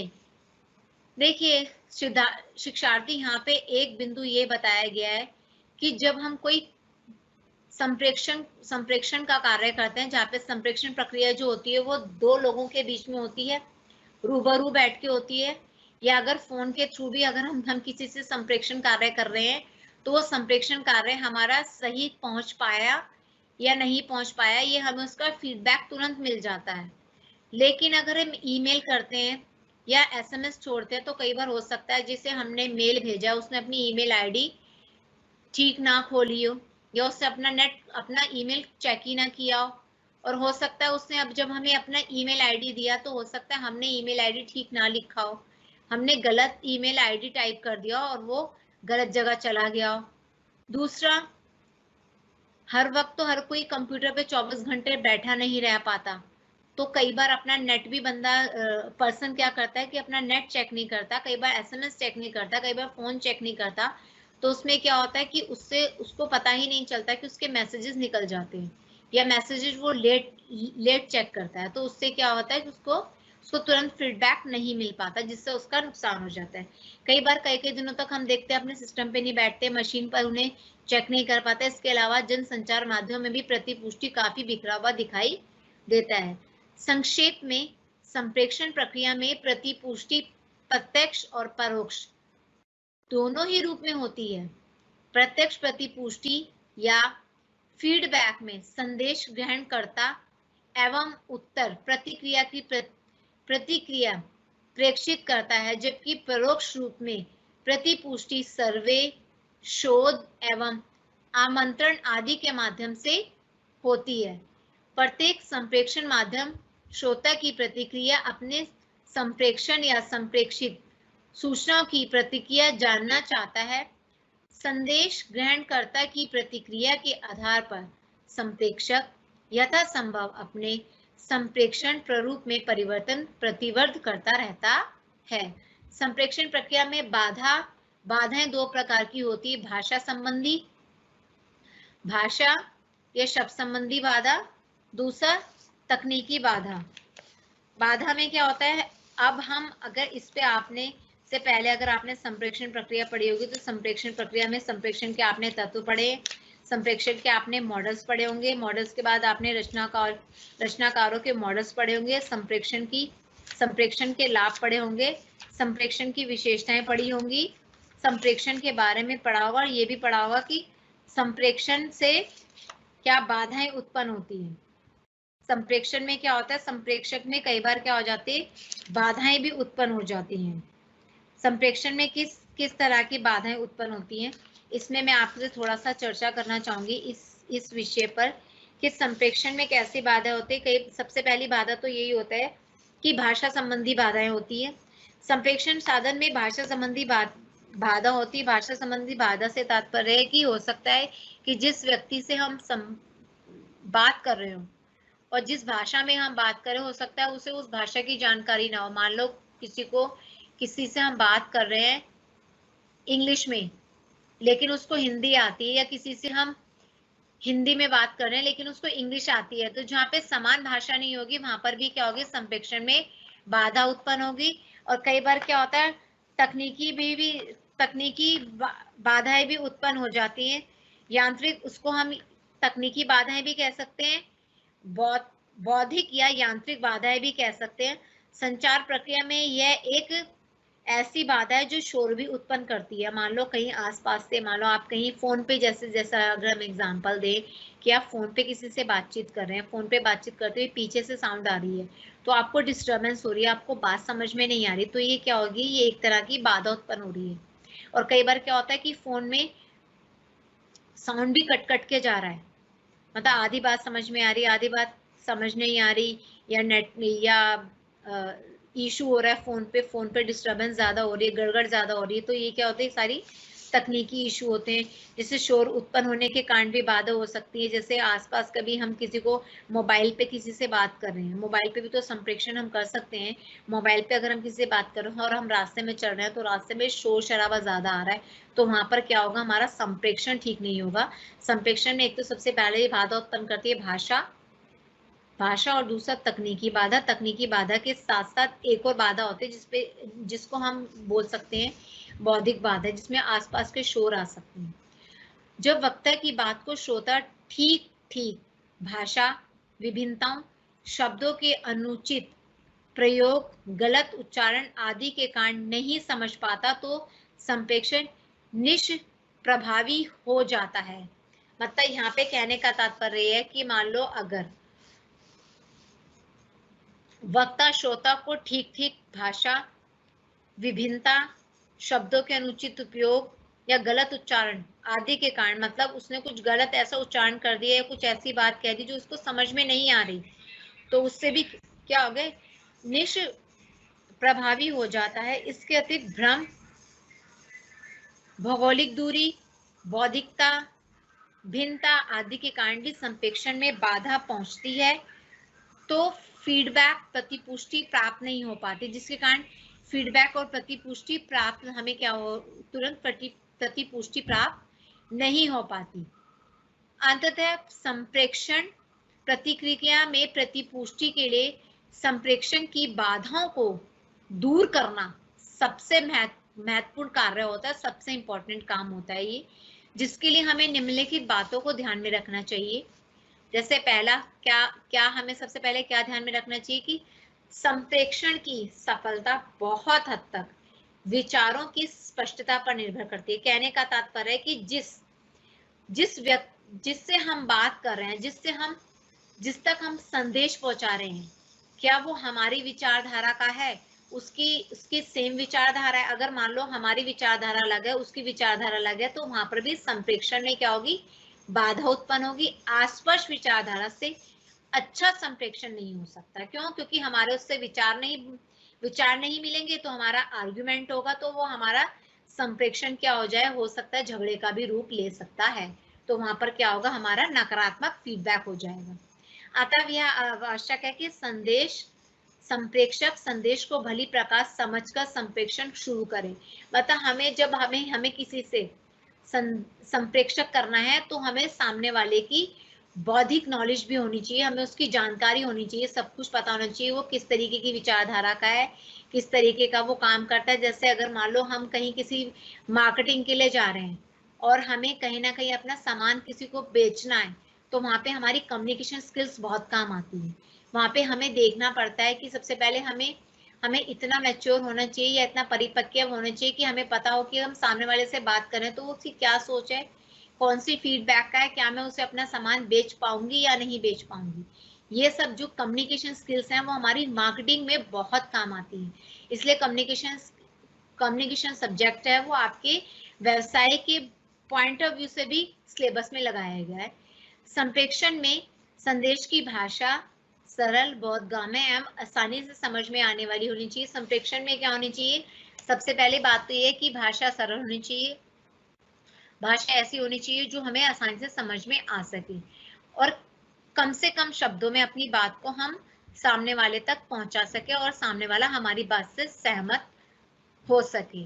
संप्रेषण के संदेश की अनिवार्यता, तीव्रता एवं प्रकृति को ध्यान में रखकर संप्रेषण माध्यम का चयन करना चाहिए। संप्रेषक को उपयुक्त समय पर संदेश प्रेषित करना चाहिए। अब प्रेषक का भी क्या काम होता है, उसे उचित समय पर अपना संदेश पहुंचाना चाहिए। ये नहीं कि वो गलत समय पर, मान लो हो सकता है हमें किसी पर टाइम पर संदेश देना और हम टाइम पर संदेश नहीं पहुंचा पाए। संप्रेषक को संदेश प्रेषित करने में अपने पूर्वग्रह का त्याग करना चाहिए। मतलब पूर्वग्रह मतलब अगर मान लो हमने पहले से ही अपने विचार बना लिए कि नहीं ये तो शायद ऐसा होगा, ऐसा नहीं है। हमें पुरानी बातों को या अपने पूर्वग्रह को त्यागना है और संदेश प्राप्तकर्ता तक अच्छे तरीके से पहुंचाना है।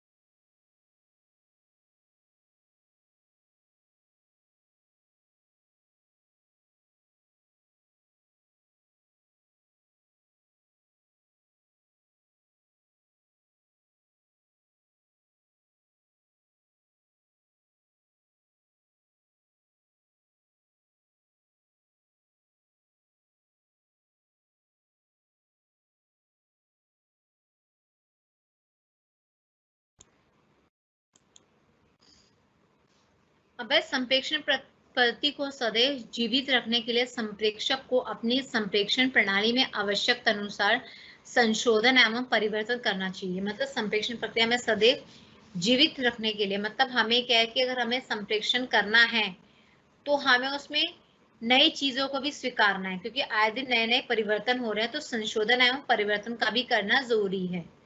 संप्रेषण के वास्तविक एवं प्रकट उद्देश्य में समानता होनी चाहिए। मतलब हम जो उद्देश्य पहुंचा रहे हैं उसमें वास्तविकता और उद्देश्य में भी कोई वो होना चाहिए, समान होने चाहिए। संप्रेषण व्यवस्था को कुशल एवं प्रभावी बनाने के लिए योजनाबद्ध संप्रेषण व्यवस्था का विकास करना चाहिए। मतलब अगर हमें कोई भी संप्रेषण कार्य करना है तो उसके लिए हमारे पास कुशल एवं प्रभावी बनाने के लिए एक योजना होनी चाहिए कि हाँ भी हमारे पास ये योजना है, इसके तहत हम अपना संप्रेषण व्यवस्था का विकास करना है। संप्रेषण एवं संदेश ग्रहता दोनों के कुशल होने पर भी संप्रेषण में बाधा कम हो जाती है। संदेश के प्रेषण में संप्रेषण में वैज्ञानिक सिद्धांतों का यथोचित उपयोग करना चाहिए। संदेश के संप्रेषक में वैज्ञानिक सिद्धांतों का यथोचित प्रयोग होना चाहिए। मतलब संप्रेषण में जब हम संप्रेषण करेंगे तो उसमें कोई ना कोई नई चीज का संदेश होना चाहिए। संप्रेषण में आने वाली तकनीकी बाधाओं को यथार्थ दूर करना चाहिए। अगर मान लो हम कोई संप्रेषण कर रहे हैं और संप्रेषण करते समय कोई ना किसी तरीके की बाधा उत्पन्न हो रही है तो हमें उस बाधा को तुरंत ही हटाना चाहिए। संप्रेषण माध्यमों में गड़बड़ी होने पर संप्रेषण प्रक्रिया बाधित होती है। क्यों? क्योंकि मान लो अगर कोई हम संप्रेषण कर रहे हैं और संप्रेषण करते समय कोई बाधा उत्पन्न हो रही है तो हमारा संप्रेषण यानी हमारा फीडबैक वो बिल्कुल नकारात्मक हो जाएगा, क्योंकि आधा से ज्यादा समय हमारा उसको सुधारने में ही निकल गया। इसलिए संप्रेषण माध्यम में गड़बड़ी होने पर संप्रेषण प्रक्रिया जो है वह हमेशा बाधित होती है। अंततः ऐसी तकनीकी त्रुटियां दूर होने पर ही संदेश पुनः प्रेषित करना चाहिए। आज मैं आपको कुछ संप्रेषण की भाषा के बारे में चर्चा करूंगी। आपने इससे पहले संप्रेषण पढ़ा होगा। संप्रेषण की परिभाषा अलग अलग रचनाकार ने अलग अलग दी है। संप्रेषण का क्या चर्चा, अर्थात संप्रेषण एक व्यक्ति से दूसरे व्यक्तियों को सूचना का हस्तांतरण है, और चाहे वह उसके विश्वास व्यक्त करे या ना करे। संप्रेषण से तात्पर्य है संप्रेषण दो या दो से अधिक लोगों के मध्य तथ्यों, विचारों, सम्मितियों अथवा भावनाओं के आदान प्रदान का साधन है।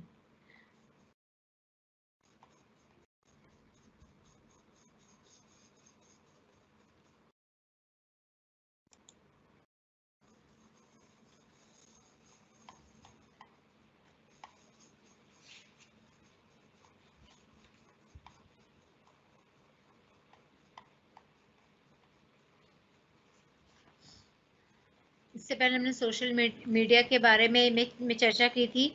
मैं आपको थोड़ा सा एक हटके कुछ टॉपिक भी थोड़ा सा समझाना चाहती हूँ जो आपके सामूहिक चर्चा के विषय में बहुत महत्वपूर्ण है। संप्रेषण में सामूहिक चर्चा जो है वो किस तरीके से हमें सामूहिक चर्चा को किस तरीके से हम उसको ठीक कर सकते हैं। सामूहिक चर्चा के बारे में मैं थोड़ा सा और चर्चा में बात करना चाहूंगी, जिसमें मैंने आपसे इसके 3 मुख्य उद्देश्य बताए थे। मैं उन उद्देश्यों पे दोबारा से एक बार बात करना चाहूंगी। वो होता है समस्याओं का निवारण करना। सामूहिक चर्चा में हम क्या करते हैं, समस्याओं का निवारण करते हैं। सामूहिक चर्चा में हम क्या करते हैं, समस्याओं का निवारण करते हैं। समस्याओं के निवारण के तहत सामूहिक चर्चा, ये सामूहिक चर्चा में हम क्या करते हैं, समस्याओं का मतलब सॉल्विंग प्रॉब्लम्स होते हैं, जिसमें सामूहिक चर्चा में विभिन्न रचनात्मक विचारों एवं सुझावों को आमंत्रित किया जाता है, जिससे संगठन की समस्याओं का निवारण किया जा सके। दूसरा है निर्णय लेना। सामूहिक चर्चा में निर्णय प्रक्रिया में विशिष्ट प्रकार के व्यक्ति सम्मिलित होते हैं। सामूहिक चर्चा के द्वारा ये सभी व्यक्ति परस्पर मिलकर समस्याओं को सुनने के पश्चात किसी निर्णय पर पहुंच जाते हैं। इस प्रकार की सामूहिक चर्चाएं स्पष्ट व रचनात्मक होती हैं। विचारों का आदान प्रदान। सामूहिक चर्चा का मुख्य उद्देश्य किसी समस्या या विषय पर विचारों के आदान प्रदान द्वारा विभिन्न व्यक्तियों के प्रतिक्रिया को जानना होता है, जिससे प्रभावशाली प्रश्नों को पूछने और जांच करने के लिए प्रोत्साहित किया जाता है। सामूहिक चर्चा में हमने बात की थी कि किस तरीके से हमें समूह को अरेंज करना है। सामूहिक चर्चा में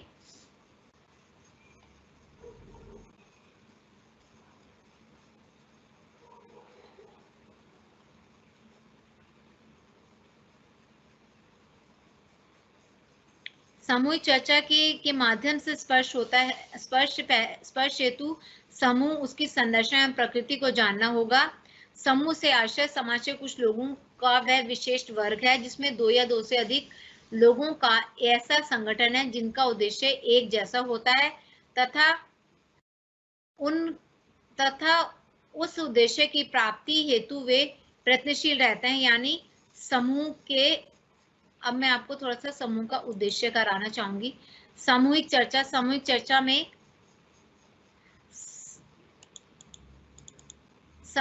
में समूह की चर्चा का कुछ शर्तें भी होती हैं, जिसमें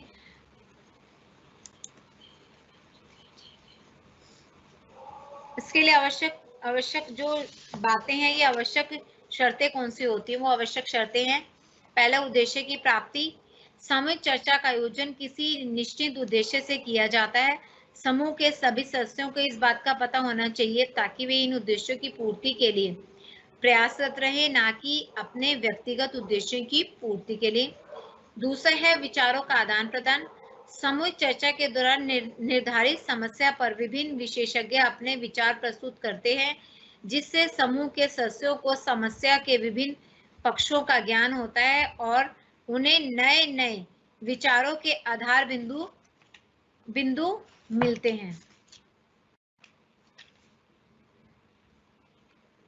वास्तविक सामूहिक चर्चा मौखिक संचार का एक रूप है जो किसी व्यावसायिक संगठन की समस्याओं को निर्धारित निष्कर्ष प्राप्त करने और निर्णय लेने में सहायक होता है। अर्थात सामूहिक चर्चा में किसी समस्या पर मौखिक चर्चा करके निष्कर्ष एवं नियंत्रण पर पहुंचा जाता है। अन्य शब्दों में सामूहिक चर्चा मौखिक संचार की वह प्रक्रिया है जिसमें कोई व्यावसायिक संगठन एक निश्चित एवं सर्वस्व निर्णय पर पहुंचने का प्रयास करता है। सामूहिक चर्चा का आयोजन कोई भी व्यावसायिक संगठन दो भिन्न भिन्न कारणों से कर सकता है। एक, संगठन की आंतरिक समस्याओं के निवारण या नीतियों के निर्धारण के लिए संगठन के सदस्यों की भागीदारी, या फिर दूसरा, संगठन में भर्ती की प्रतिक्रिया में प्रत्यक्षीकरण की वैचारिकता एवं अभिव्यक्ति पक्षता दक्षता के परिणाम स्वरूप मूल्यांकन के लिए। अभी हमने चर्चा की थी सामूहिक चर्चा की कुछ शर्तें। सामूहिक चर्चा के बाद हमने मशीनी माध्यम पे बात की थी, जिसमें मैंने ईमेल के बारे में आपसे बात की थी। अब मैं आपको जो मैंने जितना आपको पढ़ाया उसका मैं एक बार शॉर्टकट में रिकॉर्डिंग कर देती हूँ। अभी मैंने सामूहिक चर्चा पे बात की है। सामूहिक चर्चा में मैंने आपको बताया कि सामूहिक चर्चा का क्या अर्थ होता है, सामूहिक चर्चा का क्या उद्देश्य होता है, और सामूहिक चर्चा के लिए किन किन आवश्यक तैयारियों का हमें प्रयोग करना पड़ता है, और सामूहिक चर्चा करते समय हमें किस तरीके का हमें व्यवहार करना चाहिए, इस बारे में हमने सामूहिक चर्चा के ऊपर बात की है। और सामूहिक चर्चा के लाभ और हानि। सामूहिक चर्चा पे मैंने आपको 3-4 पॉइंट्स करा दी हैं। सामूहिक चर्चा की परिभाषा, सामूहिक चर्चा के उद्देश्य, सामूहिक चर्चा की तैयारियां कैसे की जाती हैं, सामूहिक चर्चा के समय अपेक्षित व्यवहार कैसा होना चाहिए, और सामूहिक चर्चा के लिए आवश्यक शर्तें कौन सी होती हैं। अर्थात दूसरा, और एक हमने सामूहिक चर्चा के लाभ और सामूहिक चर्चा की हानि पर बात की थी।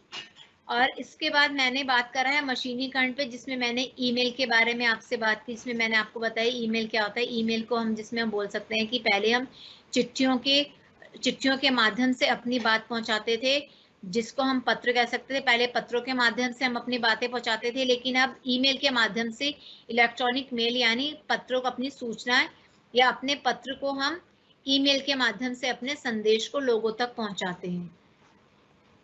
इसमें हमने सोशल मीडिया की बात की थी। सोशल मीडिया में मैंने आपको बताया था कि सोशल मीडिया के अंतर्गत क्या क्या आता है। सोशल मीडिया के अंतर्गत वह आता है कि मनुष्य जो एक सामाजिक प्राणी, वह समाज में रहता है। मनुष्य स्वभाव से सामाजिक है। उसे लोगों के साथ संवाद करना, सहायता करना, घुल मिलकर रहना, साझेदारी करना, सहयोग करना, सलाह लेना पसंद है। वह भिन्न भिन्न रूप और उद्देश्य से समाज में संरचना करता है तथा अपने को अभिव्यक्त करता है। इसी के फलस्वरूप उसे यह पता चलता है कि उसके भीतर भी एक समाज है और उसके बाहर भी एक समाज है।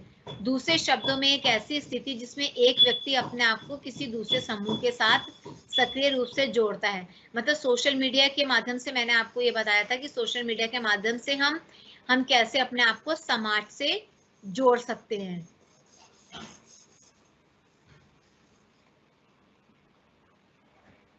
सोशल मीडिया पे मैंने आपको सोशल मीडिया के टाइप्स बताए थे। जैसे सोशल मीडिया में मैंने आपको बताया था, आपका ब्लॉग होता है,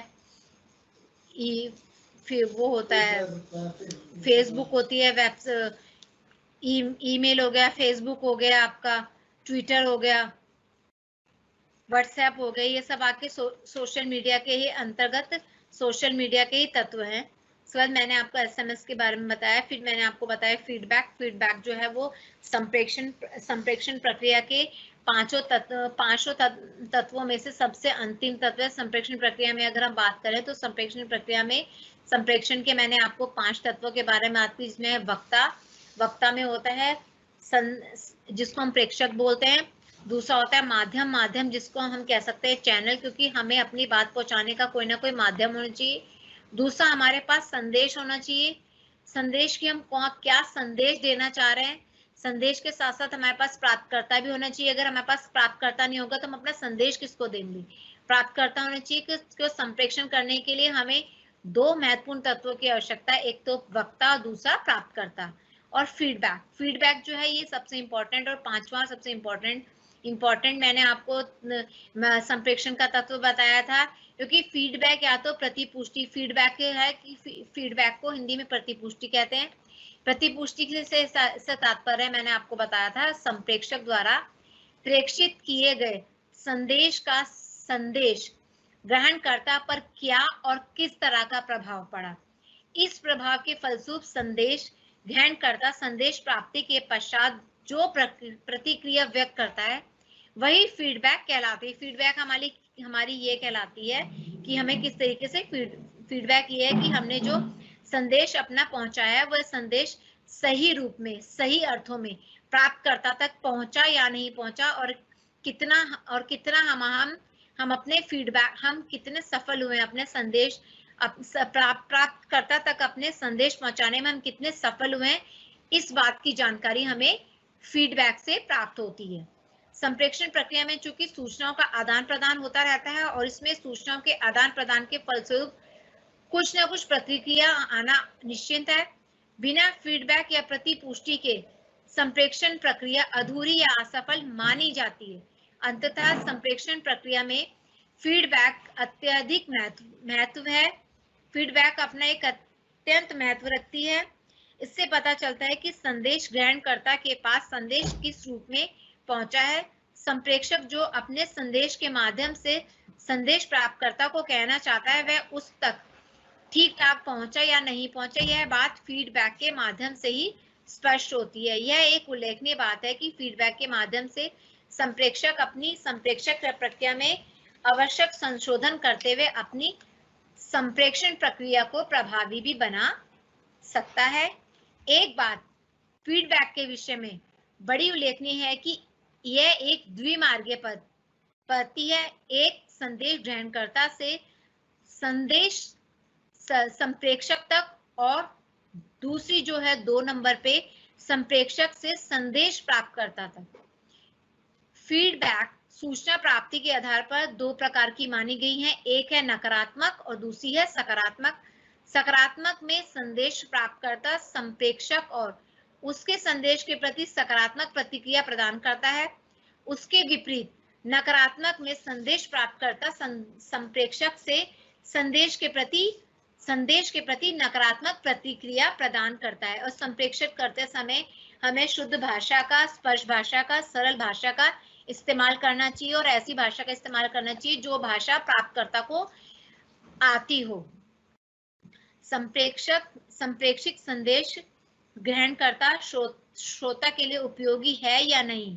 संप्रेषण प्रक्रिया में यदि कोई कमी रह जाती है तो उसे कैसे और कहां सुधारा जा सकता है, इन सबकी शंकाओं का समाधान संप्रेषक को प्रतिपुष्टि से ही प्राप्त होता है। प्रतिपुष्टि संप्रेषक के संप्रेषक को संदेश ग्रहणकर्ता की आवश्यकता अनुसार एकल बनाने में उपयोगी होती है, सार्थक होती है और प्रभावी संप्रेषण सदैव प्रतिपुष्टि की कामना भी करता है। प्रतिपुष्टि के विषय में एक महत्वपूर्ण बात यह है कि संप्रेषण के परंपरागत माध्यमों, संवादों, सामूहिक चर्चा, भाषा आदि में संप्रेषक को प्रतिपुष्टि सहज रूप में तुरंत प्राप्त हो जाती है, लेकिन मशीनी माध्यमों, ईमेल, सोशल मीडिया, एसएमएस व इंटरनेट आदि में प्रतिपुष्टि प्राप्त करना काफी मुश्किल हो जाता है। मतलब कहने का तात्पर्य है, अगर हम बात करते हैं संप्रेषण की तो उसमें हमें फीडबैक मिल जाता है, लेकिन अगर हम किसी से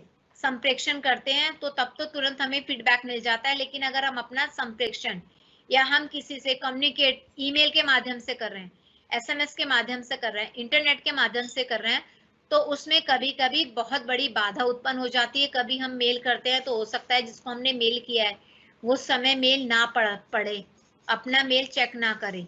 हो सकता है कई बार क्या होता है कि लोग कई दिनों तक अपने कंप्यूटर को भी चेक नहीं करते, कई बार मेल्स चेक नहीं करते, तो इससे क्या होता है कि संदेश जो है वो देर से पहुंचता है। संदेश देर से पहुंचता है तो फीडबैक भी देर से ही हम तक पहुंचता है, और फीडबैक तो तुरंत हमें मिल ही नहीं सकता, क्योंकि अगर हमारा मेल उसने पढ़ा नहीं, हमें जानकारी नहीं मिली, उसने रिप्लाई नहीं दिया, तो हम उसका जवाब आगे कैसे देंगे।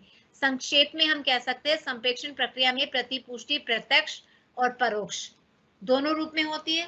प्रत्यक्ष प्रतिपुष्टि या फीडबैक में संदेश ग्रहणकर्ता स्वयं उत्तर या प्रतिक्रिया प्रेषित करता है, जबकि परोक्ष रूप में प्रतिपुष्टि सर्वे, शोध एवं आमंत्रण आदि के माध्यम से होती है। प्रत्येक संप्रेषण माध्यम श्रोता की प्रतिक्रिया के आधार पर संप्रेषण यथासंभव अपने संप्रेषण प्रारूप में परिवर्तन प्रतिबद्धता करता रहता है।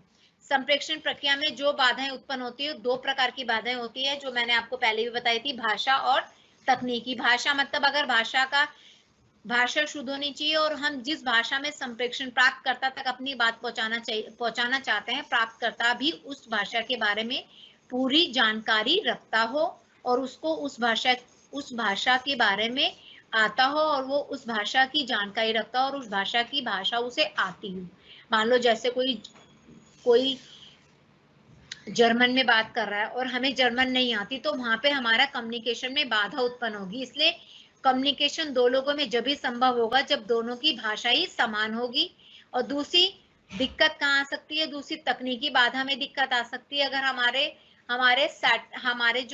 हमारा जो सिस्टम है उस सिस्टम में गड़बड़ी हो जाए तो जब गड़बड़ी होने पर ही हमारे संप्रेषण में बाधा उत्पन्न होती है। बाधा दो तरीके से उत्पन्न हो सकती है, एक तो भाषा संबंधी बाधा और दूसरी तकनीकी संबंधी बाधा है।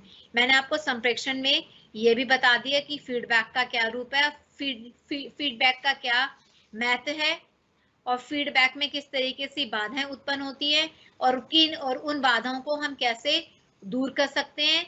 और इसमें मैंने कम से कम 11 पॉइंट्स के बारे में आपसे चर्चा की थी। हर एक पॉइंट के बारे में मैंने आपको डिटेल में समझाया था।